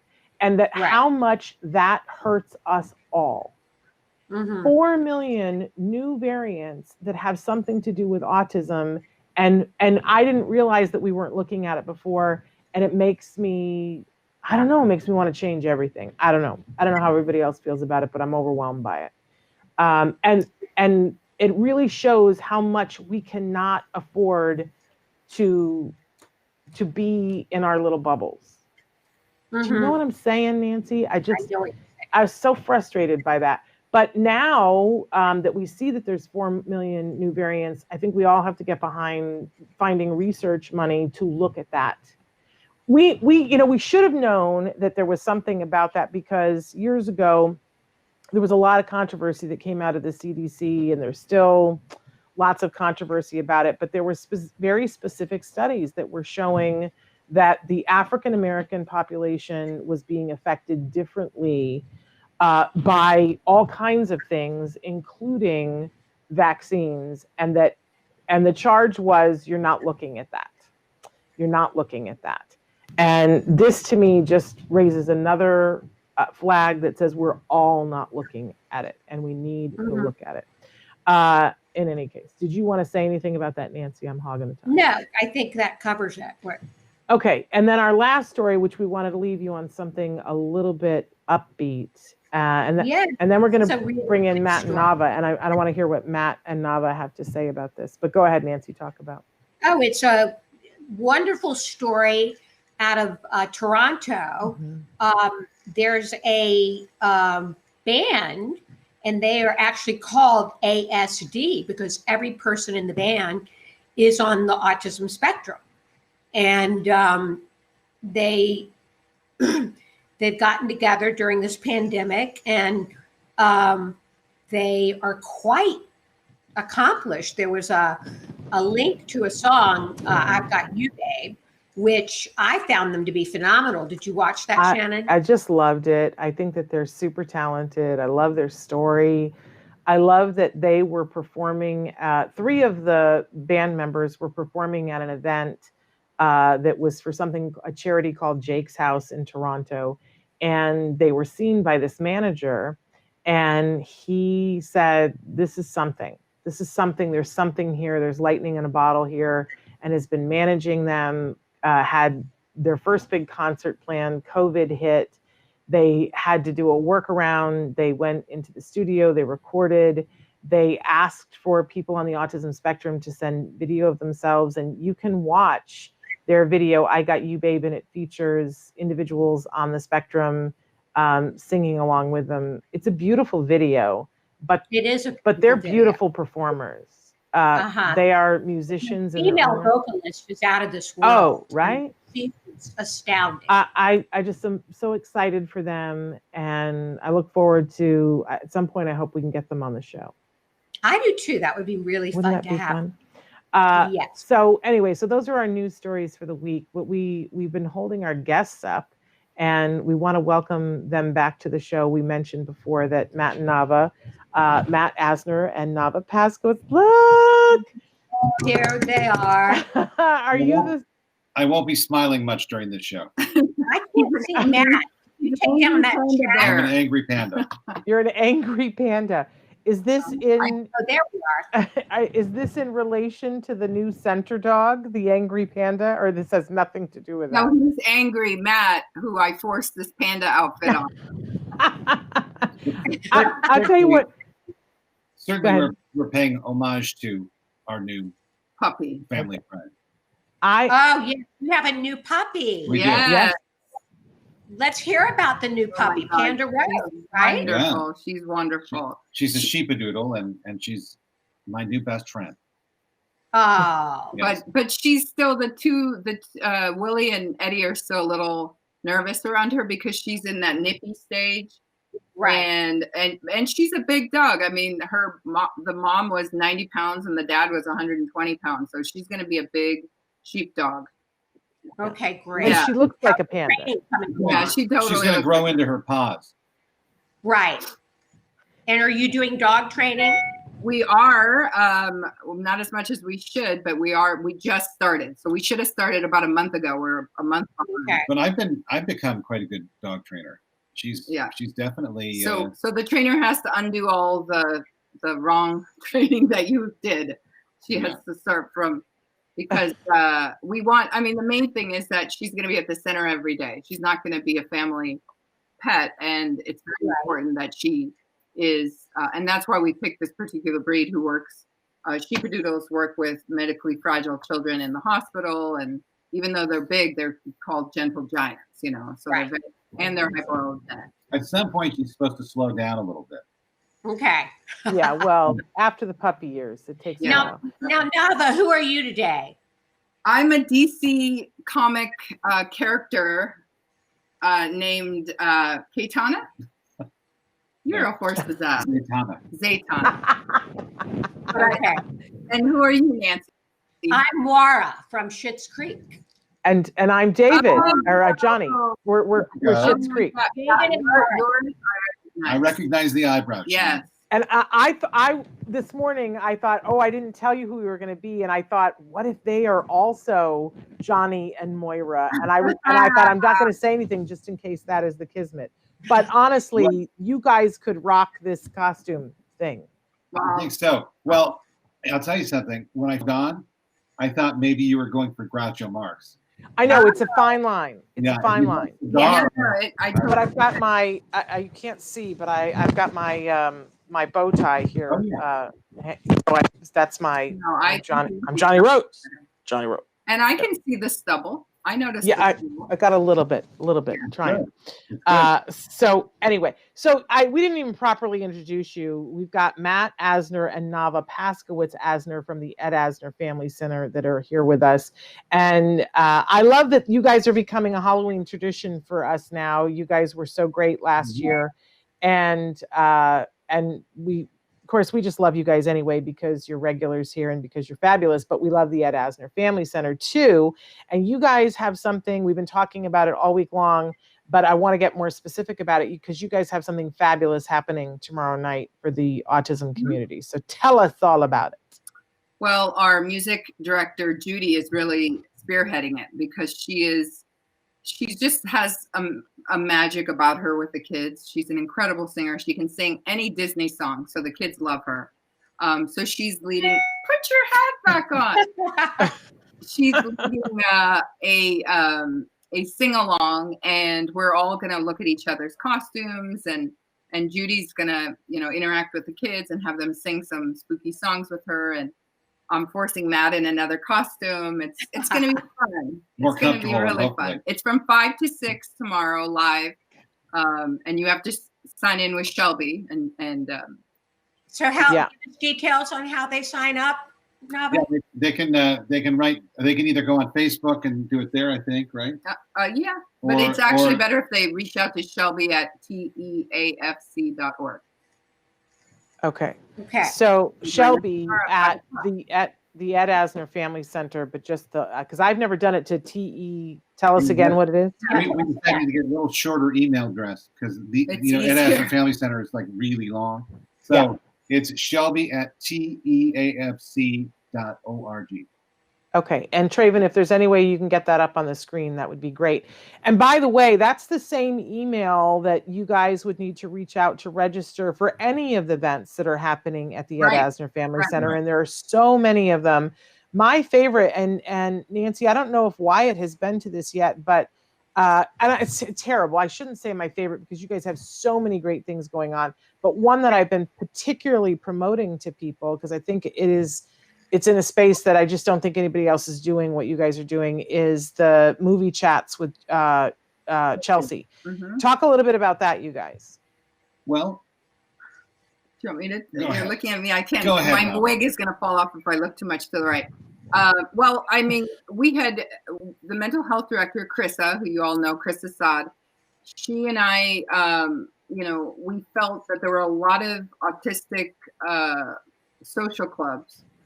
But I think the thing that made our social club unique is that we have a autistic individual who helps us create each event organically, who helps us not just create, but she reaches out to her community. It's very much created by our participants, because, you know, there are little subtle things that I've done a million times at support groups that Chelsea just came in and said, oh, you know what, those fluorescent lightings are really disturbing to us, so let's just use mood lighting.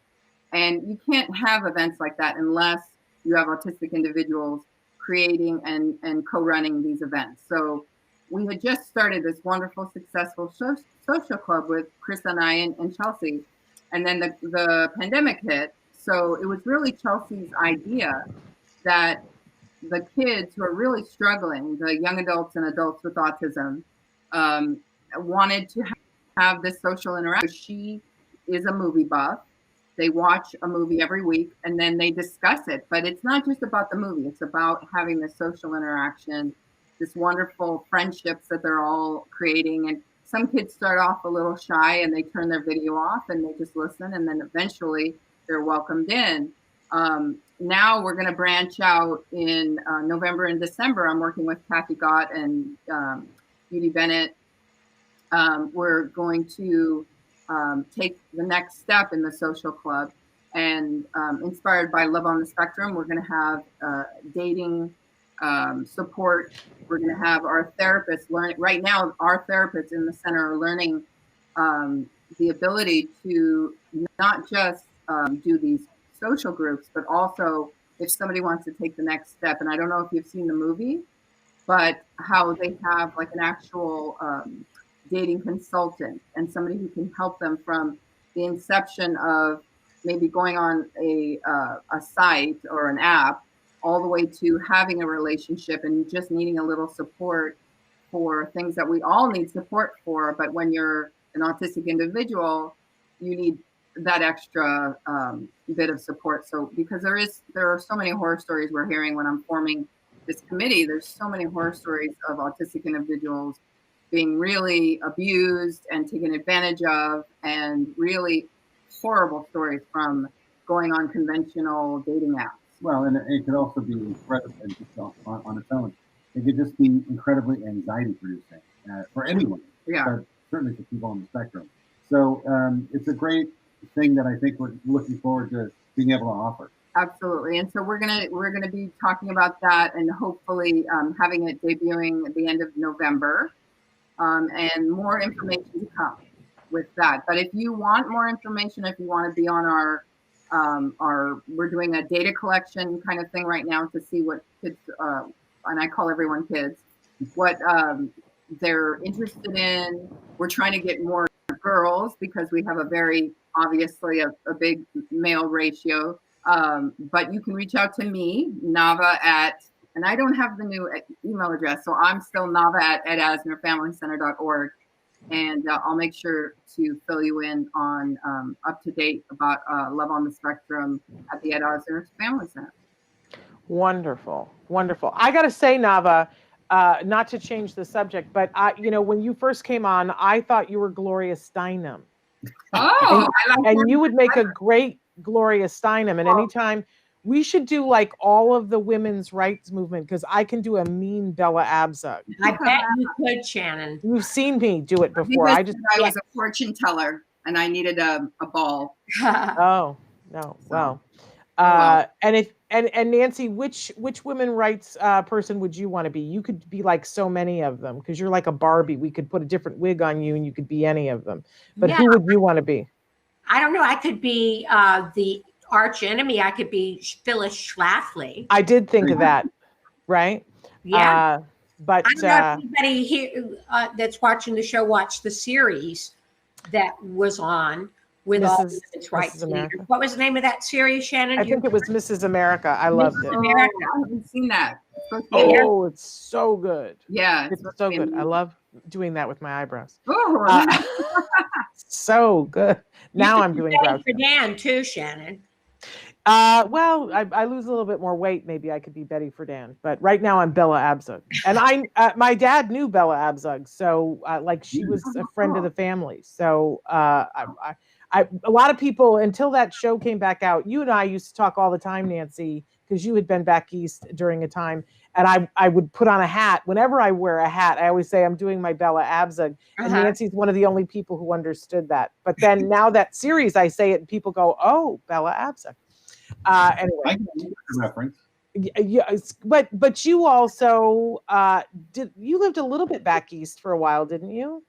I didn't live back east, but you got to understand my family. Well, mom and my dad were incredibly politically active when I was growing up. So I certainly was well educated in that world. So I knew who Bella Abzug was, certainly. Yeah. So. It was a time. It was a time. And of course, I had shared this that when Kamala got the nomination for vice president, that I remember watching the convention many, many, many years ago. I was like 10 years old, and there was a woman on the screen, and she was running for president and getting votes at the convention. And she was a Black woman. It was Shirley Chisholm. And I was 10, and I looked at the screen and I said to my dad, I said, "Who's that?" And he said, "That's Shirley Chisholm, and she's running for president." I still get goosebumps. And so I was 10, and the impression that made on me in that moment, I have to be honest. I was like, well, that means that at least Black women can run for president. I had never seen a white woman run for president, but I knew that Black women could run for president. And I've shared before that because of that, I wanted to grow up to be a Black woman. I was like, they must have more rights. It was upside down. I was 10. I had no idea. But it's interesting to me that when a child gets introduced to the concept of you can, they put that into everything. Yeah. Mm-hmm. And I love that Whoopi Goldberg was watching Star Trek, and she was like, well, Lieutenant Uhura is the person who's the head of communication. Well, I like the future. I think Star Trek was pioneering in that regard, and in so many other ways. And multicultural. Yeah, in so many other ways. Taking us to the future. So anyway, don't get me started about Star Trek. I know. Don't get him started for sure. Please, we share this, and you have artwork in your office that is signed by Shatner. Yes. I have an 8x10 of him as Kirk in my office, but it's funny because when I met Nava, one of the first questions I asked her was, "Do you like Star Trek?" And she goes, "Oh, I love Star Trek." So it was kismet. There you go. That was it. It was meant to be. That was it. Going back to your the genetic studies. Have you guys seen some of Jill Escher's work on genetic studies? It's fascinating. It's mostly about in utero, the causes in utero that can be connected to autism. But we'll have to look that up. Jill, she was the former past president of Autism Society of San Francisco. And now she and I are together with a lot of very, very intelligent people. We're doing a fire safety committee with many, many different organizations and people who are so greatly affected by what happened to Feta and her son Mohammed, and how just the fact that Mohammed was on the second floor and he was 6'3" and 250 pounds, would it have made a difference if he was on the fourth floor? And there's so many things that we are discussing and trying to figure out. And then each organization and each community is then going to kind of present that to their own community. How can we help our local community? We're connecting with firehouses near the center, and we have a wonderful committee at the center. But, it affected me so deeply And would you just give us a brief background on that? Yeah, Nora, we for those- covered it on the show, but people may not have Right. watched. well, Feta Almighty, Al-Malidi, we call her Almighty because that's the name of the That's actually what the I committee. That's what I called her when I first met her. Right. How do you pronounce it properly? It's Al-Malidi. Al-Malidi, Feta Al-Malidi, and she was an incredible activist. She spearheaded a lot of the insurance reforms for autistic individuals and their families. She's just certainly an icon in California activism. And she had a beautiful son who was nonverbal, had a lot of behaviors. He lived at home with her. She was a single mom. And at the time, her sister and her sister's daughter were staying with them. Feta and her son were upstairs in the upstairs bedrooms, and the sister and her daughter were downstairs. And, I won't get into the details of it, but a fire broke out in their house, and everyone was able to get out except for Mohammed, who was terrified and upstairs and wouldn't leave his room. And so Feta was being physically held back outside, broke free, went up, and wouldn't leave him. And it's the most horrible thing that I had ever personally heard or experienced, because we all think as moms, who could stop you if you're outside and the house is burning? I would have done the same thing. But there's so many things that could have been done to prevent it. No fault to Feta, but just the fact that we are who we are, and we can make a difference in another, even if it's just one other family. It's really my mission to do as much as I personally can to get the word out and explain in Feta and Mohammed's honor, what could have been done. Mohammed was terrified of the fire alarm, so he would break everyone that she would bring in. So can we make a fire alarm that doesn't look like a fire alarm? Can we have a safety orange sticker on certain families' doors or windows that say this is a house that has a severe nonverbal child? And there are so many things that we as a team in this fire safety committee are working on, so this doesn't happen again. Yeah. Want to talk about the VR a little bit? I was just going to say, I think it's important to establish that we all make mistakes, and especially in this area, and it forced us as a family to kind of look at ourselves and say, are we prepared? And certainly we're not. No, we're definitely not prepared. We'll be the first people to stand up and say we've never done a fire alarm in our house. We've never done a fire drill in our house, and that could have helped. I'll be the first one to say that some of our fire alarms are not working because we took the batteries out because it wasn't. Yeah. So it's just simple stuff like that, and then it's also utilizing today's technology to kind of get through to people, especially to people on the spectrum, and desensitize them to an emergency situation. We're talking with a couple of companies. One specifically does VR and augmented reality. And so we're talking about the possibility of doing a kind of a sensory episode of a fire in a house and what happens, what takes place. And, in school, that's the school goal. setting. That's the goal.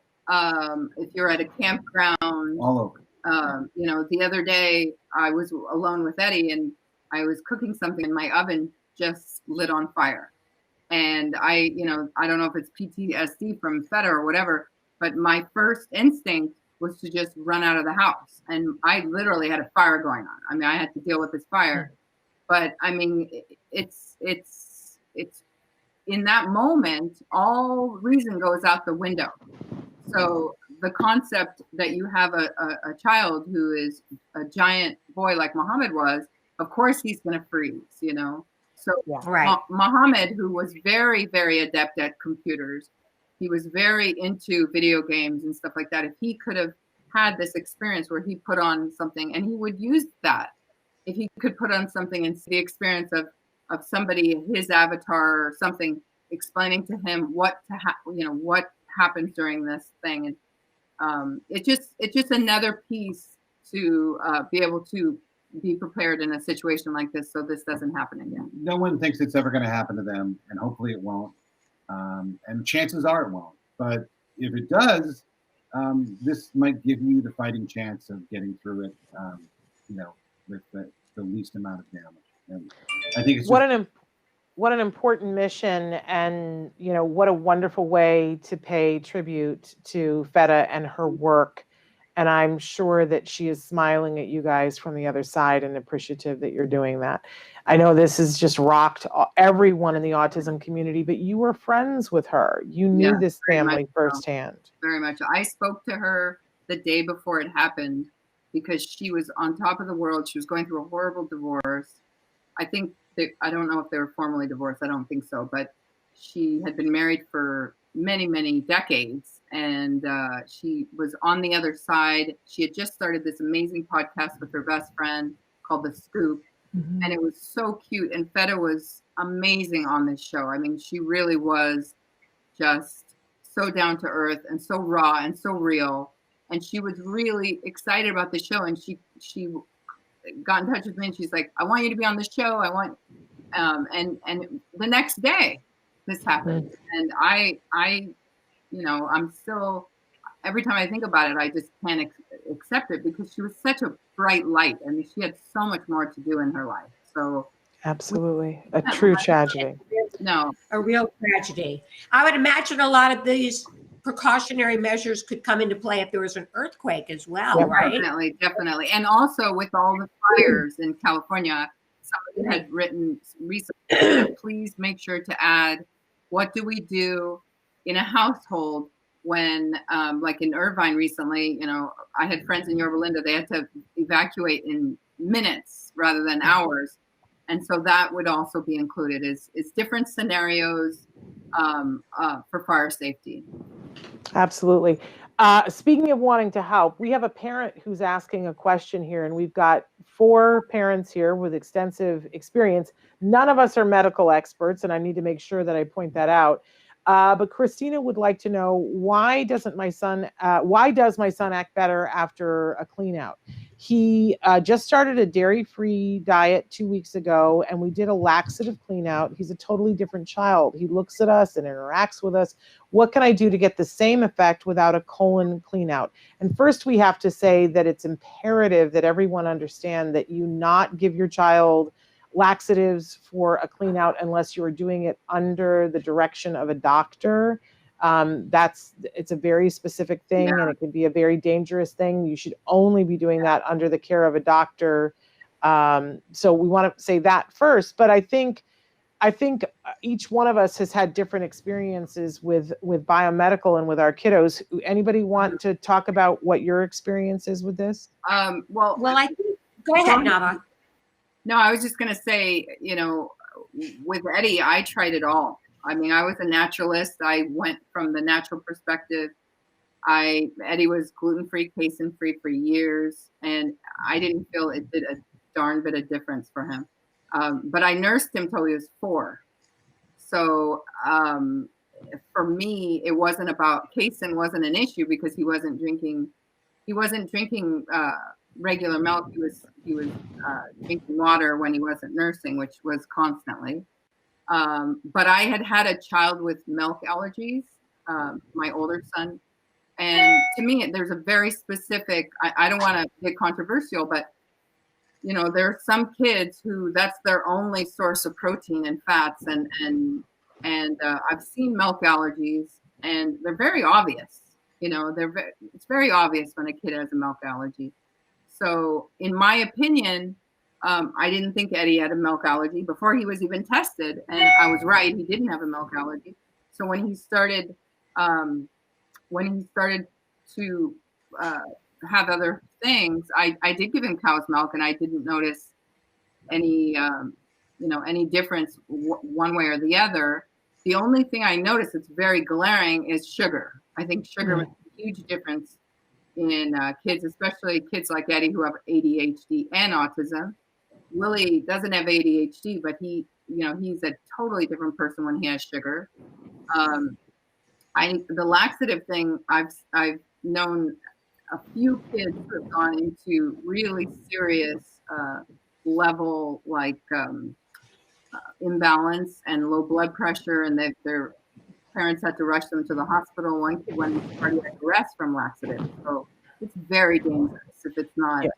I mean, I think there are natural ways to give kids laxatives. I give my kids magnesium powder if they're stuck up.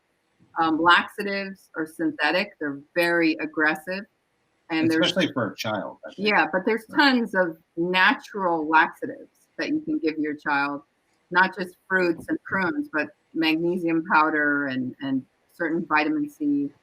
I would just also suggest to Christina that she go to a DI doctor and talk to a DI doctor, because the connection is there, and certainly 100%. I think that they would be guiding her very well from the DI perspective. To go to a DI doctor.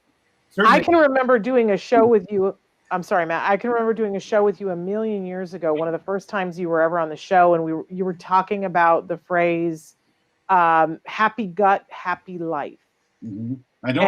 I agree with that 100%. But I agree with that. I mean, it's true. I mean, look. I mean, you don't have to be autistic, to have a clean out and feel great. I mean, it's a great thing for anyone, because we all need that. And I think. But I mean, if you have a condition and you're, a clean out can be one thing, but it can also, there are incredible amounts of things that go out that aren't supposed to go out, and so you feel really the good and the bad come out. Yeah, it's really, there's a. I mean, I think you said it perfectly in the beginning, which is, I wouldn't try anything aggressive or synthetic unless you have doctor supervision. I mean, I wouldn't try anything synthetic anyway. But this mom might notice a difference just being dairy free. She's only done it for 2 weeks. So I noticed a difference. Sure. Yeah, I noticed a difference with Wyatt pretty much within a week or so after going gluten free and dairy free, because he does have dairy intolerance. And I think his gut was affecting his brain, and he had pretty much stopped talking, and he started talking at the age of 3, going on the GFCF diet. So she might want to just stick with this and see how her son does. Yeah, absolutely. And there's a huge difference between like a natural diet or a GFCF diet and laxatives. So I think that there's a certain amount of kids that are really helped by that diet, and there's a certain amount of kids who it doesn't have a difference. And that's with anything in life. Yeah, I think that's the really important thing, is that each one of our kids is their own little biome system. Right. And you've gotten some clues now that being on the dairy-free diet for 2 weeks and giving him an opportunity to do a reset in his colon, which I'm sure you're doing with a doctor, has had a positive effect on him, that you're seeing behaviors that you've been wanting to see. So that's a clue to your child. Now, I don't think it's the clean out that's doing it. I think that it's a combination of that whatever was there, you got rid of. So it's not so much about doing a clean out as much as it is maintaining a healthy gut from here on out. And if the gluten, or excuse me, if the dairy, having eliminated that, has already made a difference in 2 weeks, I think that's a clue to your kiddo. And I think that what we have here is like this little, almost like a little study here, because that mirrors what we see in real life, that not all kids do have a great reaction, that you were saying that your kids didn't, Nava, but Nancy's did and mine did. Right. And so everybody, but they all had different reactions. And I think that that's important to acknowledge as well. But 100%. But this is a quality problem, right? It means that you found that there's a clue here, and now you're just going to follow the clue through and see, you're not going to do another colon cleanse because you wouldn't want to do those back to back, right? but you're going to continue on with the dairy-free diet. And I'd love to see where you are in a month, because both Nancy and I, our kiddos started on the path to getting back to language as a result of removing not only the dairy, but the gluten.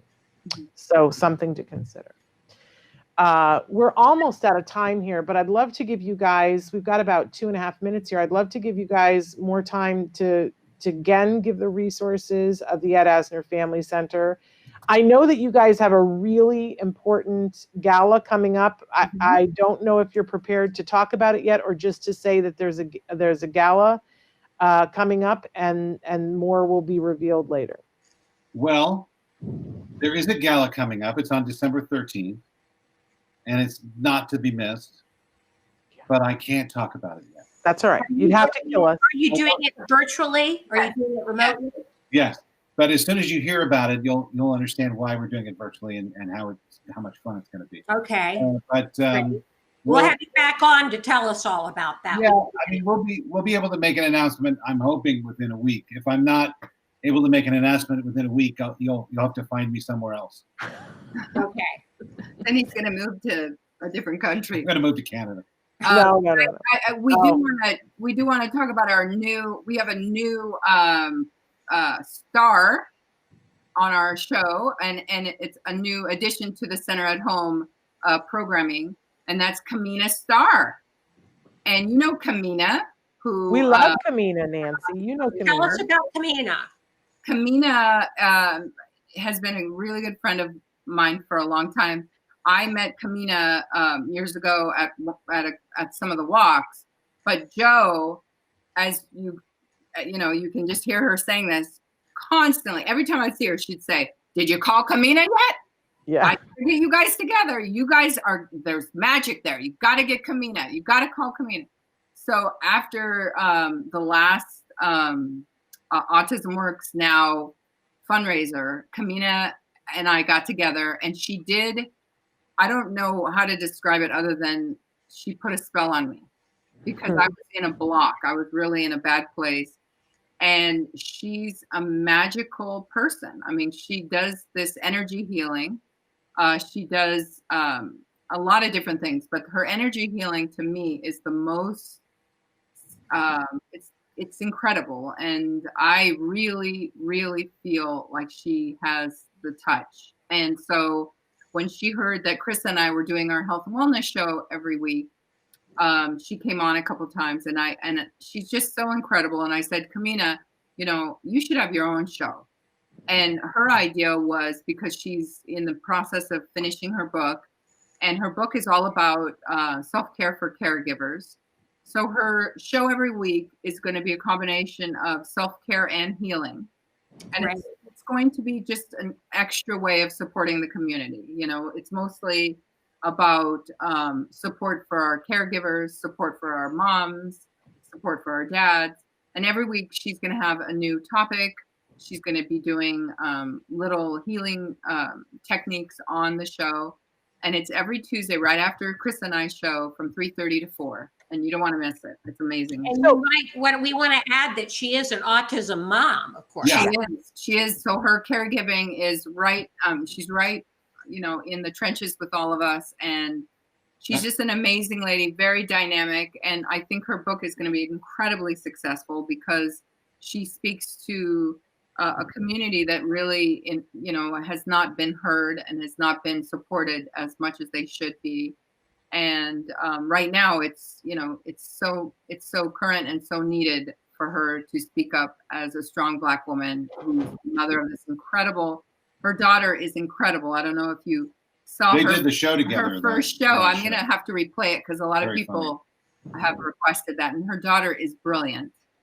18-year-old Kina, and so I think people are really going to respond to this show, and it's something we all need right now, because we don't know how long we're going to be in this state of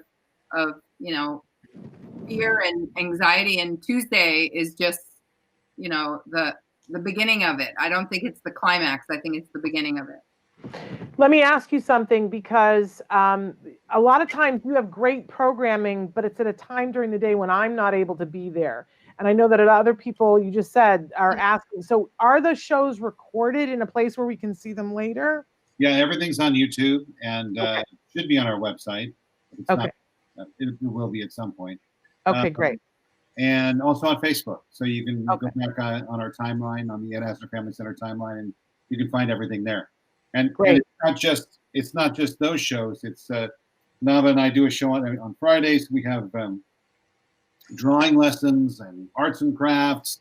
And the arts and crafts is one of my favorite things, because Aviva is amazing. Our art director Aviva does it, and they're so fun, and they're so amazing, and it's something that the family can do together. Yeah, and she's very eco-friendly. She always uses materials that are just right around your house and seasonal.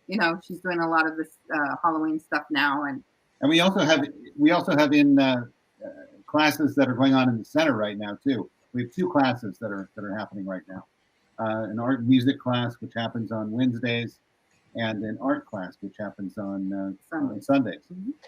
You guys are doing incredible work. I wish we had more time, but we're out of time. But again, if you have, is there any age limit on who can come to the sing-along? It's for everybody, right? Oh yeah, absolutely. Absolutely. It's from 4 to, I was going to say 44, but we're both older than that. No, there's no age limit. There's it's whoever can stand in front of their Zoom for an hour, And once again, that's tomorrow. That's tomorrow from 5 to 6, and we're going to go live with amazing Judy Langdon. And once again, if you want to join, write Shelby at teafc.org. There it is on the screen. Shelby, and don't forget, it's 5 to 6 Pacific time? 5 to 6 Pacific time. So if you're on the East Coast and you want to come, it's a little bit later for you. But I know my family, we've worked out our Halloween plans around that, because I wouldn't miss it for all the money in the world. That's what I like to hear. Believe me, you guys do such good work, and it's helping all of us, and it helps to center us. And I know we're all sick of Zoom. It's different when you're seeing these wonderful young people. It is so refreshing. It's not like a business meeting. They just want to see their friends. I mean, that's the whole thing about Halloween. They just want to show each other their costumes. And, I've been telling Eddie for 3 months that we aren't having that same Halloween party we had at the center last year. And he just actually realized it finally after 3 months, and had a total breakdown yesterday. Yeah. Because these kids, they don't, it's disappointment after disappointment after disappointment during this time. Yep. So, but I think you're doing exactly what you should do. I know at a point you were talking about doing something in the parking lot in person, and I was talking with you guys about that. And then we were actually on a Zoom call, and little Emily said, "No, do a Zoom call. We'll get to be there longer. We'll get to talk longer." It's kind of cool to have kids see each other from afar. They can't get out of their cars. So in this regard, they can really take their time and see each other and talk. And I think it's best. I agree with you. I just lost my earbud. That means it's time to end this show. We're already 5 minutes over. We love you guys. And bye-bye. And Nancy, I'm sorry, I wasn't hearing. But anyway, bye-bye for now. You guys have a wonderful Halloween. We'll see you on Monday. Give all your kiddos a hug from me. And yourselves a hug from me. Bye-bye from Wara and Johnny. That's right. Bye.